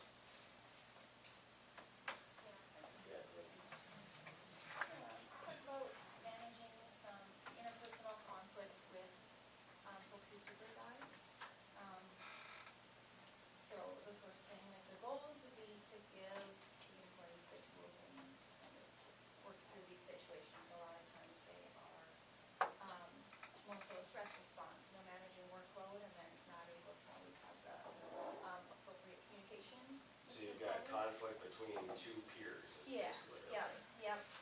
So one is giving them the tools, those are the goals, so coping mechanisms to stress, workload, or handling conflict as it arises.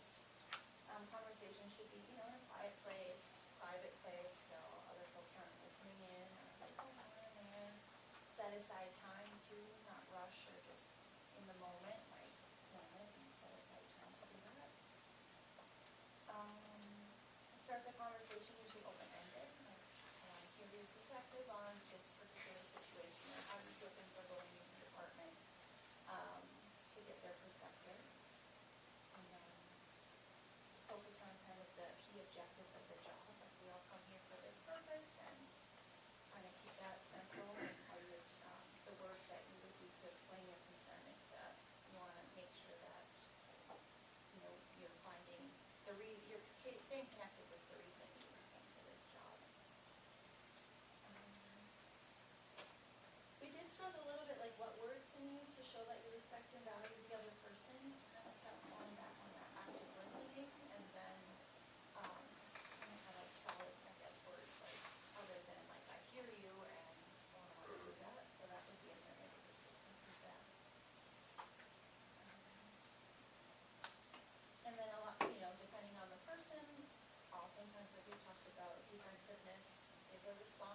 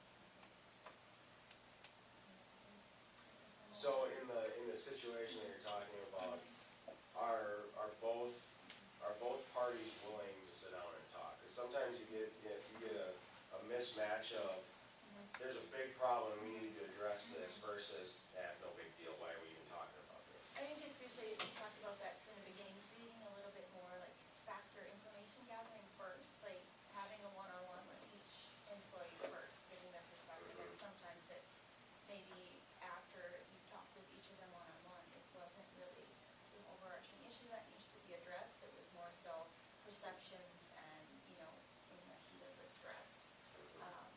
So again, kind of adjusting the way you approach it based on those responses. Okay. And then what about behavioral tendencies? Is there, I mean, do they kind of have the same personality type? Are they very different? Tend to be different, Okay. yeah, so. So taking that into account as well before you have the two of them get together is what approach are you gonna bring to that conversation based on their personalities and also your own leadership style too? And then how about, you know, having a conversation just for the sake of having a conversation, you know, it doesn't really necessarily lead to anything, but what are the actual next steps that we can come out of this with? What do you wanna see happen coming out of this conversation? So again, yeah, it depends on if it was more of just a conversation with like almost a debriefing of the situation. Just kind of roll up, touch base in a week or two and see how things are going, you know, just some sort of follow-up so that then you're ready. So there, if a concern arises again, or if it's not even a concern, it's again managing that workload isn't going well, like how are things going now, and maybe it's a new conversation. Okay. Yep, and sometimes that's the answer, is like, okay, we'll have to table this, we'll talk again and see where we're at, things, see how things are progressing. Okay, what other group can talk a little bit about the discussion at their table? Anyway. Okay, ours was a little more multifaceted.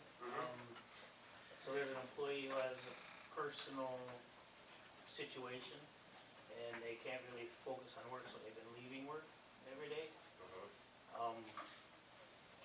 So that, the conflict is on the floor, people have to cover for this person, and, you know, and you can't really say what's going on, but they're missing, and so they have to cover for that person to do extra work. And so you try to idle that down, as well as this other person who has the personal problem. It's kind of with going against HR, because HR is saying, well, we can only allow so much time off or leave or whatever. They don't really have a deadline, a definition yet, because it's a personal matter, but it's not a family issue. It's more of a significant other. So they're missing a lot of work. So on the floor there's conflict. Well, why do we have to cover? You know, what's so bad that we can't work? And here, well, why isn't HR understanding? And it's a terrible situation, but I just can't do my job. So we have conflict in 3 different ways, and you're still trying to be sympathetic and show empathy. So it's multifaceted, I guess. So is the conversation with the employee that's having to take all the extra time, or is the conversation with the team that's having to cover for this person? Well, this one doesn't know why HR doesn't understand, and these want to know, well, why is that my job to help? You know? Sure. And how long is this gonna be? Okay. Well, what's the deal? You know, you can't really tell, but Okay. we need you to understand and try to, what if it was you? And then, of course, you have the sarcasm, well, if I get hangnail, do I get more money? And so you have to try to temper it all. Sure. And still show empathy here and allow the time for now. So what was the approach then? Well, on this one, we decided that, we had to involve HR, obviously, to say, okay, what's allowed, and right now, it's vague. So for the rest of the week, okay, it's this, we don't know exactly how long it will be, so you cover that, and you say, okay, we'll work with HR, I got you, we'll try to make it. You go out to the floor and say, just for a few days, just help me out, and we'll see. I don't have an answer for you right now, but we're gonna try to work through it, and that's where it is at right now, actually, right before I came here. Okay. So this one's fresh. Well, like we were going through the steps and kind of trying to figure out, you know, where does the conversation go? Yeah. Does it go to the team or does it go to the person having the personal issue? And like we all said, you gotta have that conversation with the person that's having the issue first. Because if you can't give the team information that, okay, it's gonna be 30 days, Yeah. you can't really go to the team and say, okay, you know, we'll just take it day by day. They're not gonna want that answer. They're gonna want to know, how long am I gonna have to work extra hours, or how long am I gonna pick up the slack, or, you know, that kind of thing. So that was a lot of our conversation was, you know, you have to start with the person with the issue and then go back to the team after you have answers from that person, because you can't just go to the team and go, well, this is how it is, we don't know day to day how it's gonna be, Sure. type situation. I mean, the outcome is you want that person that's a upstanding person to come back to work in 30 days and everything be back to normal, but that's not a guarantee either. So your experience with this person is they wanna be there, they wanna do a They're good solid, job, yeah, they just, yeah, they've got yeah. stuff that they gotta deal with, The model employee, okay? never trouble, never, I've never seen this side before, Mhm. yeah. So, yeah, I definitely go to bat for it, but Okay, up here, there, well, there's not much we can do. yeah. It's not a family issue, it's not, Mhm. you know, we got counseling we can offer, we can maybe, you know, they have sick and safe time, which you can designate a person, whatever. But, yeah, they're really not understanding as I'd like them to be right now. Mhm. But there's no hard line yet, Okay. which is what we're gonna have to. Yeah, so when we're talking about getting to the non-negotiables about, hey, you can't be missing all this time off, you don't have that hard line that says, well, here's the policy and this is Yeah, what you've yeah. got. Right. So you don't have the benefit of that. But, I mean, it seems like, you know, the conversation with the particular employee is, I know you may not know, but do you have any kind of inkling about when we'll get back to, you know, normal? And, you know, what other question could you ask that person? It's, you know, like I think you mentioned, was there's only so much personal information that people want to give out depending on what the situation is. And, you know, part of that is, hey, I don't know if you've noticed, but the rest of the team's grumbling about having to cover for you, and I get it, you're having a hard time here, but realize that this is also creating an issue. You know, just asking what are those questions you ask?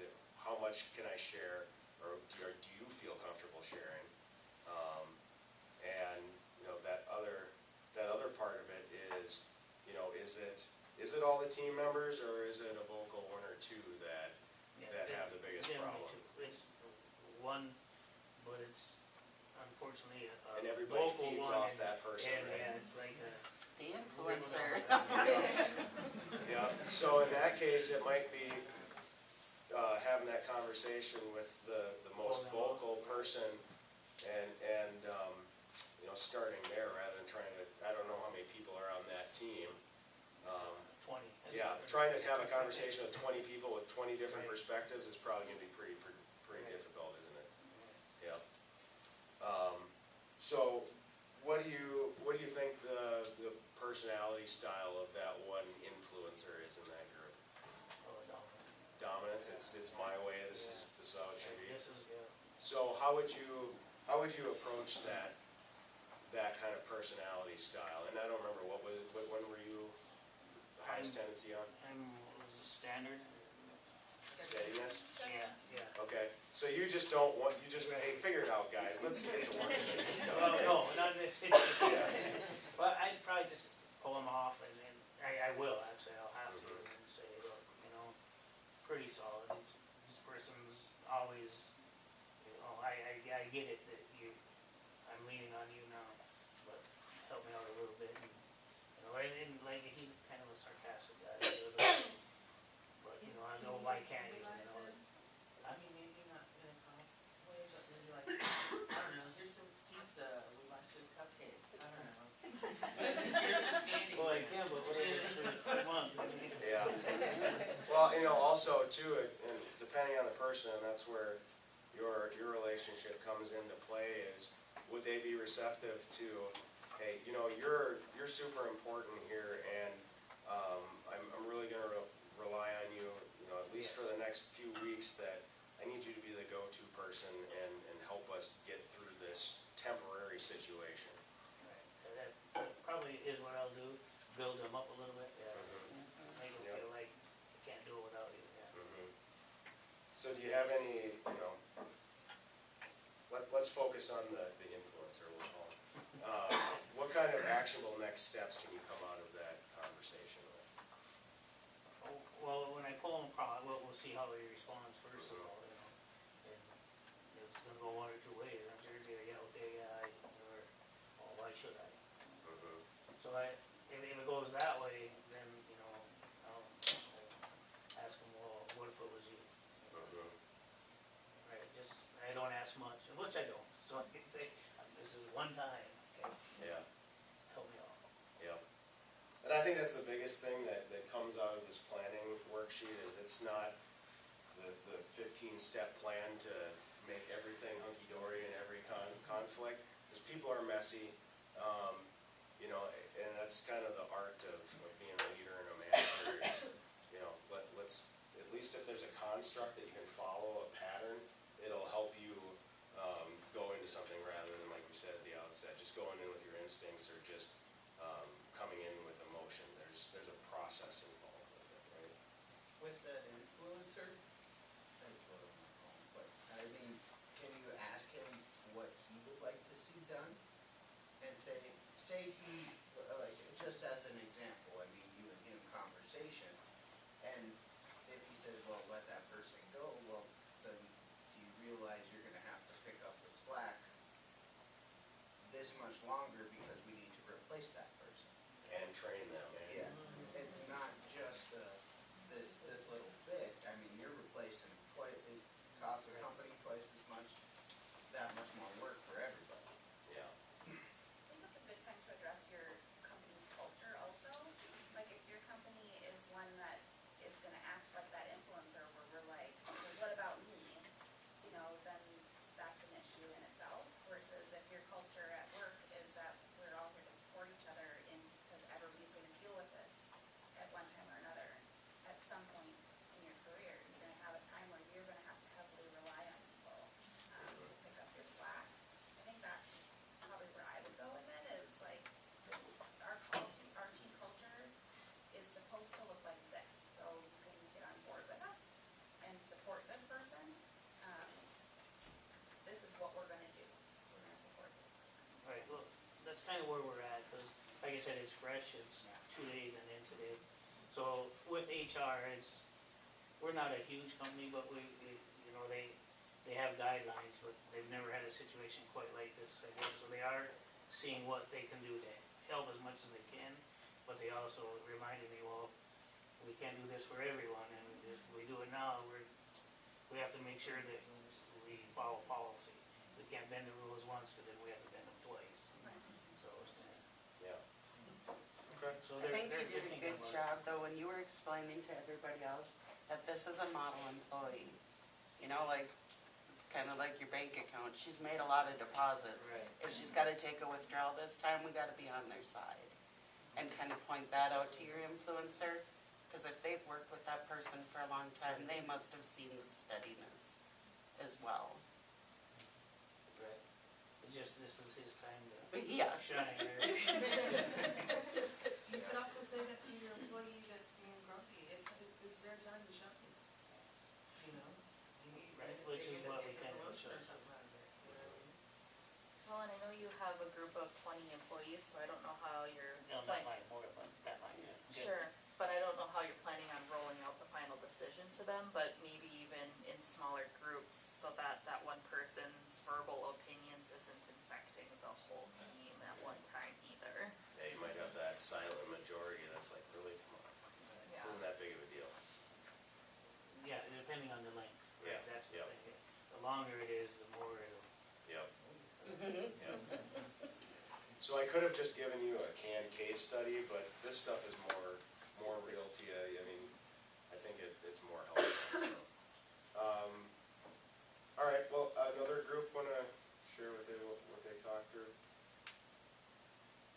I guess with mine personally, when you're going through the conversation questions, so with my employees, we actually go in the community and we help people find employment. So we have quite a long wait list from county or waiver or in-house. And so we're constantly moving through depending on what their funding source is. Some of my employees feel like, nope, I'm capped off at 22, I'm taking no one else. And I said, well, here's part of our issue, is we can either be told we're gonna take X, Y, and Z that many more clients, or we can come up with a way that we're gonna make this happen and have a little more say-so in it. So, yeah, that's definitely been a challenge. Mhm. And you do have the people that wanna get on board, and the people that may be the constant complainers.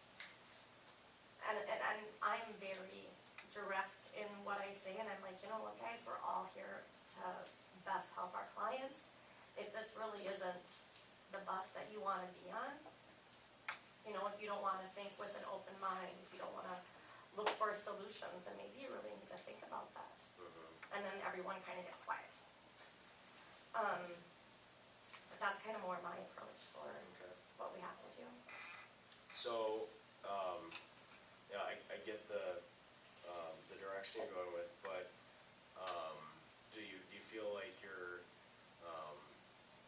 team, it feels like they can express their concerns? Oh, or their- very much. Okay. I totally have an open door policy, and I get people that'll come in and say, I don't agree with this, or I do. Bottom line is though, what do we have to do to be able to keep this many employees in our department? How much funds do we have to bring in? You know, there's not that magic number, so being flexible is part of their job. And then, so what kind of steps or actions can you, take out of these situations rather than, you know, kind of coming back around to the same concerns, same issues? Well, for one of my coaches, it's, you know, I have someone who's an expertise in production, someone who's got expertise in more like retail. And I was just visiting with my person and I said, hey, you know what, we know how great you are with the production role. This is gonna be like a 6 to an 8 week thing. So I really need for you to do this, I need to do your expertise. We gotta figure out how we're gonna do it. And then I think the, things changed a little bit and he was like, yeah, you're right, I am really good, like, out in the product. Yeah, I'd be more than happy. So sometimes it's just going through that back Finding door. that fit, yeah.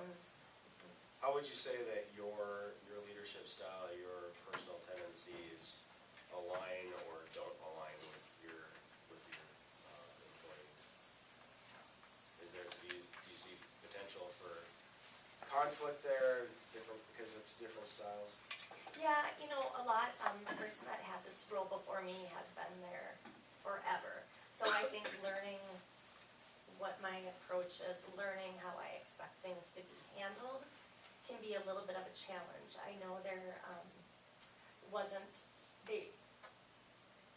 in our department, they are, as job coaches, they can go out, they put their own time in, they don't have to punch the time clock. They are responsible for being flexible, because we ask that of them. But I think that's a challenge as well, because I do question them on some of those things. Let's see, how many groups do we have to discuss? Back through here? Yeah, who wants to go first? We can go, I think can help me here, but we kind of went rogue for a while and didn't really know which, problem we were gonna, or conflict that we were gonna land on, but we kind of landed on, and this is more like a real problem, and maybe probably for all of us, is kind of, it feels like more of a post-COVID kind of problem where people want to or work from home a little bit more, or hybrid, or, so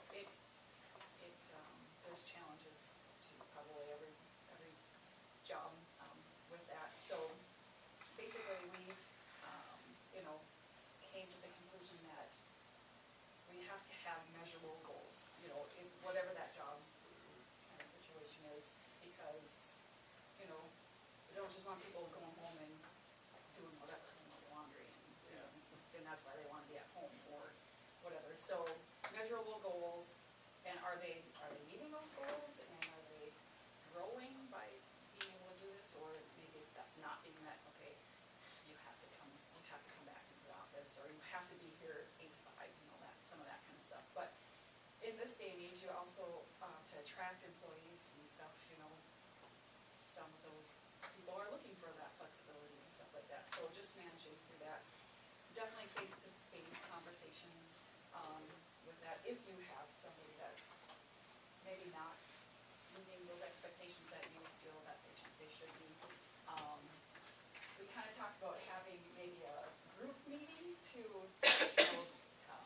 cover the expectations and stuff, but sometimes in my past, so like, if there's a particular violator, having this group meeting, that violator thinks it's everybody else but them, right? So Yeah, and everyone else is like, why are we getting talked to about this? exactly, they're like, why are you angry or upset with us when we're doing that, and the one person that you should be going to is going, they're not talking about me. So depending on the situation, either that or going, face to face, to that person and having that conversation. Really, the goal is, we're a team, and because the working from home also causes conflicts with those that maybe can't work from home, that their job, they just can't work from home because they're customer facing and so, to try to keep everybody happy and be able to accommodate that, but, talk to the people that have to stay in the office, why do they get to do this, and so, it's kind of a big, it's a big problem, but, I think a lot of people are trying to figure that out still, So do you have a specific instance where you've got someone that wants to work from home more, but they're not getting things done they need to get done, or their productivity's not where it needs to be, and say, hey, we need to see you in the office 2-3 days a week, and you're getting pushback on that? yeah. Carol, Well, I think it's more or less like a team culture situation too. Sometimes it may be, something where you have to say like, here's the goal that we're trying to achieve, and setting those out better is necessary, but then also it's building that team culture. If you're a younger team or people that have just come together, like how do you do that if you're not gonna interact with each other on a somewhat more frequent basis in person, when 90% of human communication is not through just talking about stuff? Yeah. So, I think that was part of the issue. It's hard to define what the issue really is. I think that's part of the problem. Yeah. Yeah, and then, also, what are the non-negotiables? Number one is we need to meet the needs of our clients and the business. And if we don't have a good cohesive team and we're not able to communicate and work effectively together, that's impacting it. So, kind of going through that, I think it's come up with a couple of different ones is, knowing the whys behind it, because, people are saying, well, this is a one-size-fits-all policy, why do I need to do it? Generally, if people get the rationale behind it, they might not always agree with it, but at least they know, okay, well, this is where they're coming from on this specific issue. Yeah, I think the team culture thing is tough to do when you're only talking with someone on a Zoom or a phone or via email or whatever it is it's harder to build that trust as a leader if you don't know the person as well. And they don't get to see as much about, well, yeah, this person, my boss, my leader, actually cares about me and how I'm best productive and whatnot too. So,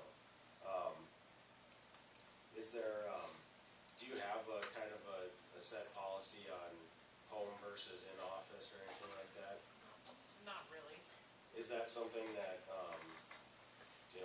either from the leadership team or maybe from a task force that they could go through and talk through, this would be a reasonable policy that would meet everyone's needs?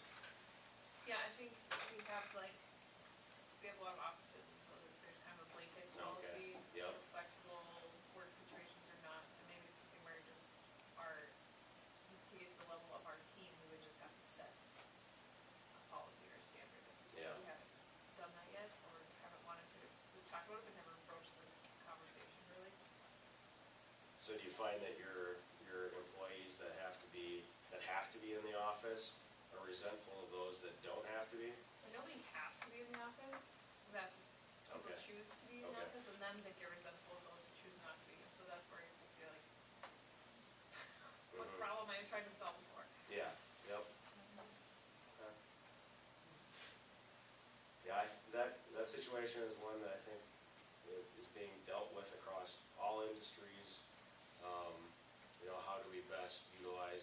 talent, and, you know, are we able to do that when people are working from home? I know there's more companies that are trying to get back to more of an in-office situation, and it's tough when people have gotten used to that and they enjoy it, and like, oh, I really wanna get dressed and go into the office, right? Yeah. Yeah. Something our team does that's very hybrid in certain areas from like a team culture is they actually do like a working session where they just have everybody come in every so often, and it's not just like this working lunch where they're not doing anything, but it brings them together and they're on site for the day. And part of the day seems to be that like they're individually doing their jobs, so it kind of allows the people that are resenting those to see that they are doing their work, and then part of the day is like they're working through lunch at the same time and having conversation and kind of building their team culture, because they've had a lot of new employees start too, and they felt like they were losing that culture piece of like, you're just a picture on a Zoom, so how do we get you guys kind of face to face so you actually know who you're working with, because you're not sitting next to them in a queue, but you are working with them and expected to, so that's kind of something that ours has worked through, because we do have that same hybrid situation where you don't have to be in office, but you're, like, you have an option to. Yeah. And you see that resentment for some where they maybe, some will call it the old school thinking of like, you should be at your office to get your job done, and some people just don't work that way. And it seems to be working, but that's just something they're trying as they're transitioning into this hybrid situation that people aren't really comfortable with. Not everyone's comfortable with, I should say. That's what we do. Yeah, and I think on top of that, if that's something that you're planning on doing, is setting a specific date, because there's, they like to plan ahead with their schedule. So if you say, you know, the second and fourth Tuesday of every month, everybody is in office, so that way people can, you know, look ahead in their calendars and schedule kind of what things they need to do to make sure that they're ready to be in office.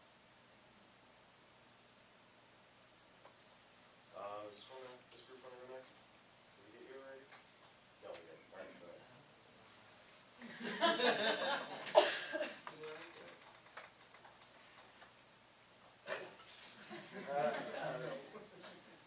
We talked about, just having a conflict between, two employees we supervise. Those, wanna, bring them into, or our goal is we wanna understand both sides of the conflict and, explain the policy that, you know, is in question, and just kind of review it, get everyone on the same page. Trying to do it in a face-to-face neutral location for everyone, so it's nice and comfortable, and, just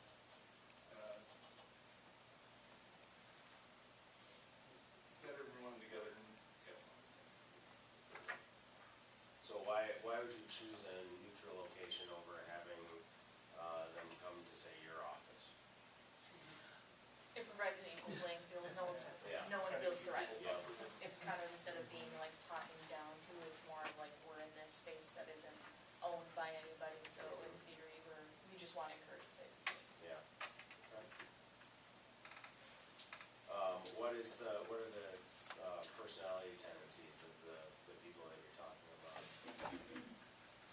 The two people, Yeah, what are they on the thing? yeah, I actually think one is an influencer and the other one is more, a C, compliance. okay. Yeah. So based on that, what kind of things you think are already gonna be baked in as issues that you can help mitigate? Oh, just talking to each other, Mhm. just saying hello. They're two different people, two different worlds. So they can, my thing is, you don't have to be best friends, but you can be civil. So let's talk to each other with respect and, you know, and make sure that nobody, that they both understand nobody is above the other. Like you both are on the same playing field as far as employees. Mhm. So there shouldn't be a conflict. And because of the policy, as I was saying, maybe the person, maybe they both need a review of the policy, just to make sure that everybody's on board. And then I was like, wait a minute, why don't we just review it for everyone? Sometimes the whole shebang, everybody needs to review that. Then one day I was like, oh yeah, we're supposed to do that? I didn't. So, you know, maybe a review every so often about what we're expected of employees and conduct and things like that, so nobody feels lost in the fray, I guess. He said that, where are we at, number 12, 13? Where are we at? 13, 13, I personally told them I can be a pushover. Because I'm very empathetic to other people's plights. Like, especially when their job is on the line, like, how are they gonna take care of themselves? I know they're kids, oh my God.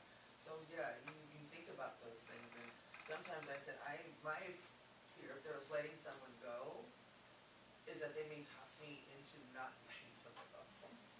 But going into that conversation, that's something you know about yourself. Correct. It's like, okay, this is how I normally am, but I gotta, yeah, I gotta toughen stand up my a ground a little little bit. bit, yeah. Yep.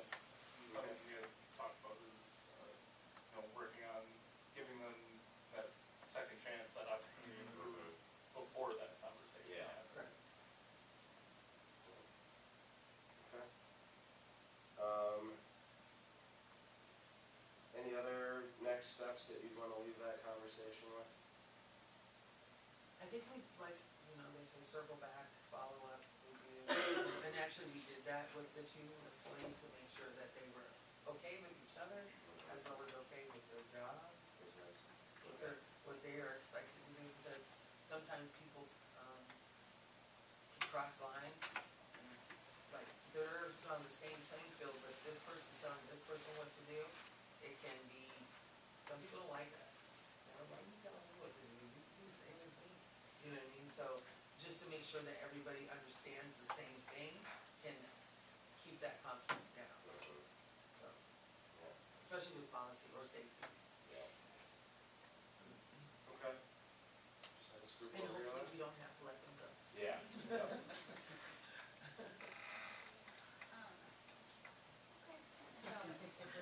Just because we took an example from like 2 weeks ago, right? Yeah. Trying to have a conversation with somebody regarding some instances that were happening with customer conflict, and complaints from customers and coworkers about this employee behavior.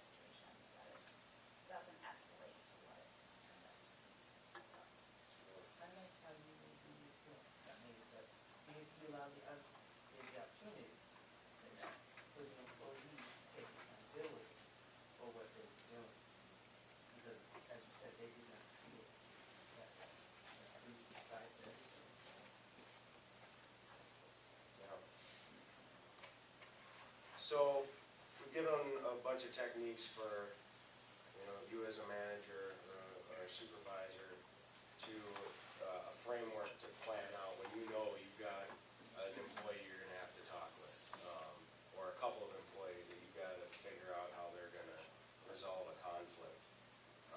Do you always have the time to do that? There are instances that crop up where it's like, we need to address this right now, and what might be some of those situations? Budget cuts that directly affect you and your team. Okay. What else? Something that's very egregious, this was the wrong medication, or, something Yeah. like that, very hard line, like this can never happen again. Yeah, I could have trouble with something, non-negotiable. Yep. Yep. What if you've got two employees out in the, out on the, showroom floor or someplace that are yelling at each other? Or you've got a couple of, people working at a site that are having an inappropriate conversation in front of the kids, or, those kinds of things. So you don't always necessarily have time for it. It needs to be addressed in that moment. But if, you can address it in that moment, but then also know, hey, we're gonna have to have a follow-up on this because, this is something that needs to be addressed. But, you can still use a lot of these techniques about knowing what's the person's personality type, what is the desired outcome, what are the goals for it, how are we gonna have this conversation.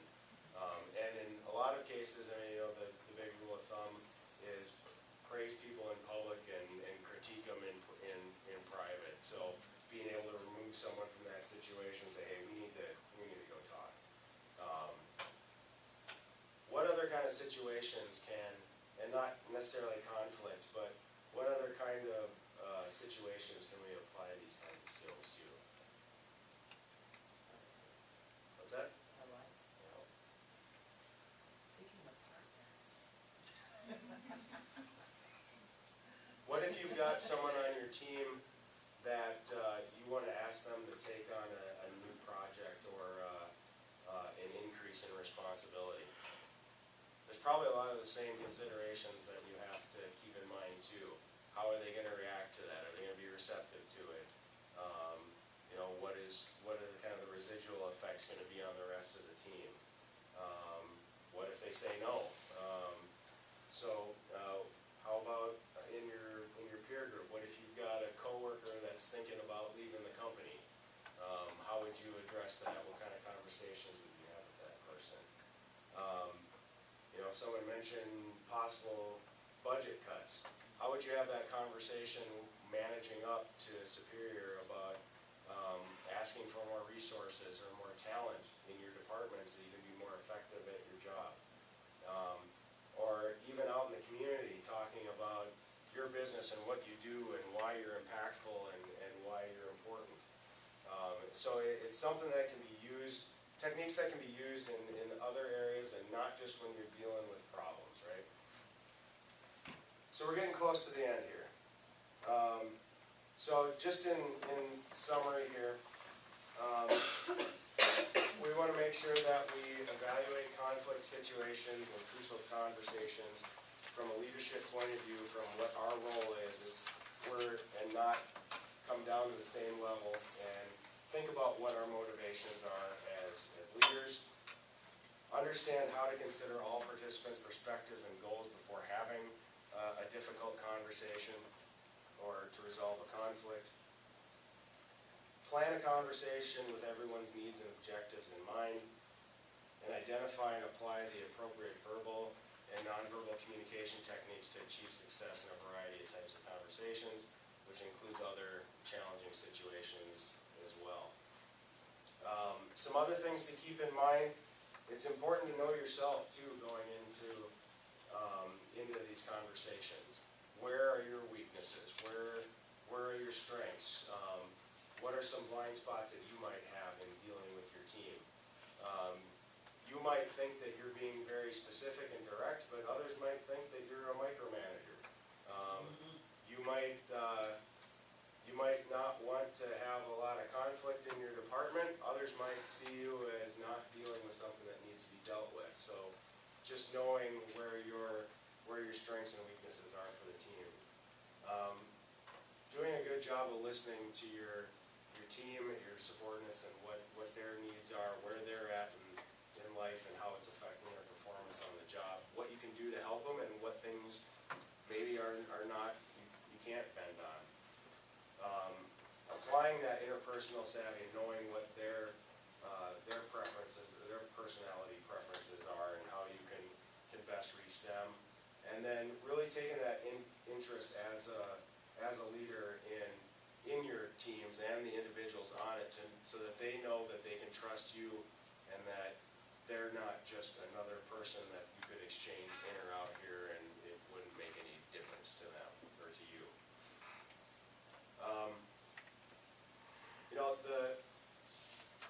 Probably the biggest thing to think about too is that, we all think people are the way they are, and that's just the way they're gonna be. But depending on where they're at in life, or depending on your guidance, people can change. And you can change as well, and it depends on the situation that you're in as well. The golden rule is treat people the way you want to be treated, right? If you're going to have a tough conversation with someone, how would you want them to approach you if the roles were reversed? You don't want that, hey, you're gonna get put on an improvement plan. You don't want that coming via email or text message. You wanna have that conversation, in person, right? So, a couple things to think on before you leave today. What's the single biggest thing that you got from this session? And how easy or how hard do you think it'll be to use these skills? So I'll leave you with these two questions. So you don't have to do a group discussion on this or anything. One thing that I will suggest to you, is this your third session out of, what is it, 6? And I don't know how many of them have been, a lot of discussion driven, but when you're right in the middle and right in the thick of something, and you're trying to figure out how to proceed on something or how to diffuse a situation or resolve it, it can be tough to get that perspective of what is the big picture and what really is the issue and what's important. Having connections of people that are also in supervisor positions that maybe are not in the same industry, that have an outside perspective, I'd encourage you to reach out to the people in this group that you get to know over the next 3 more sessions of this. Like, hey, I'm running into this issue and I could use some help in figuring out how to deal with this.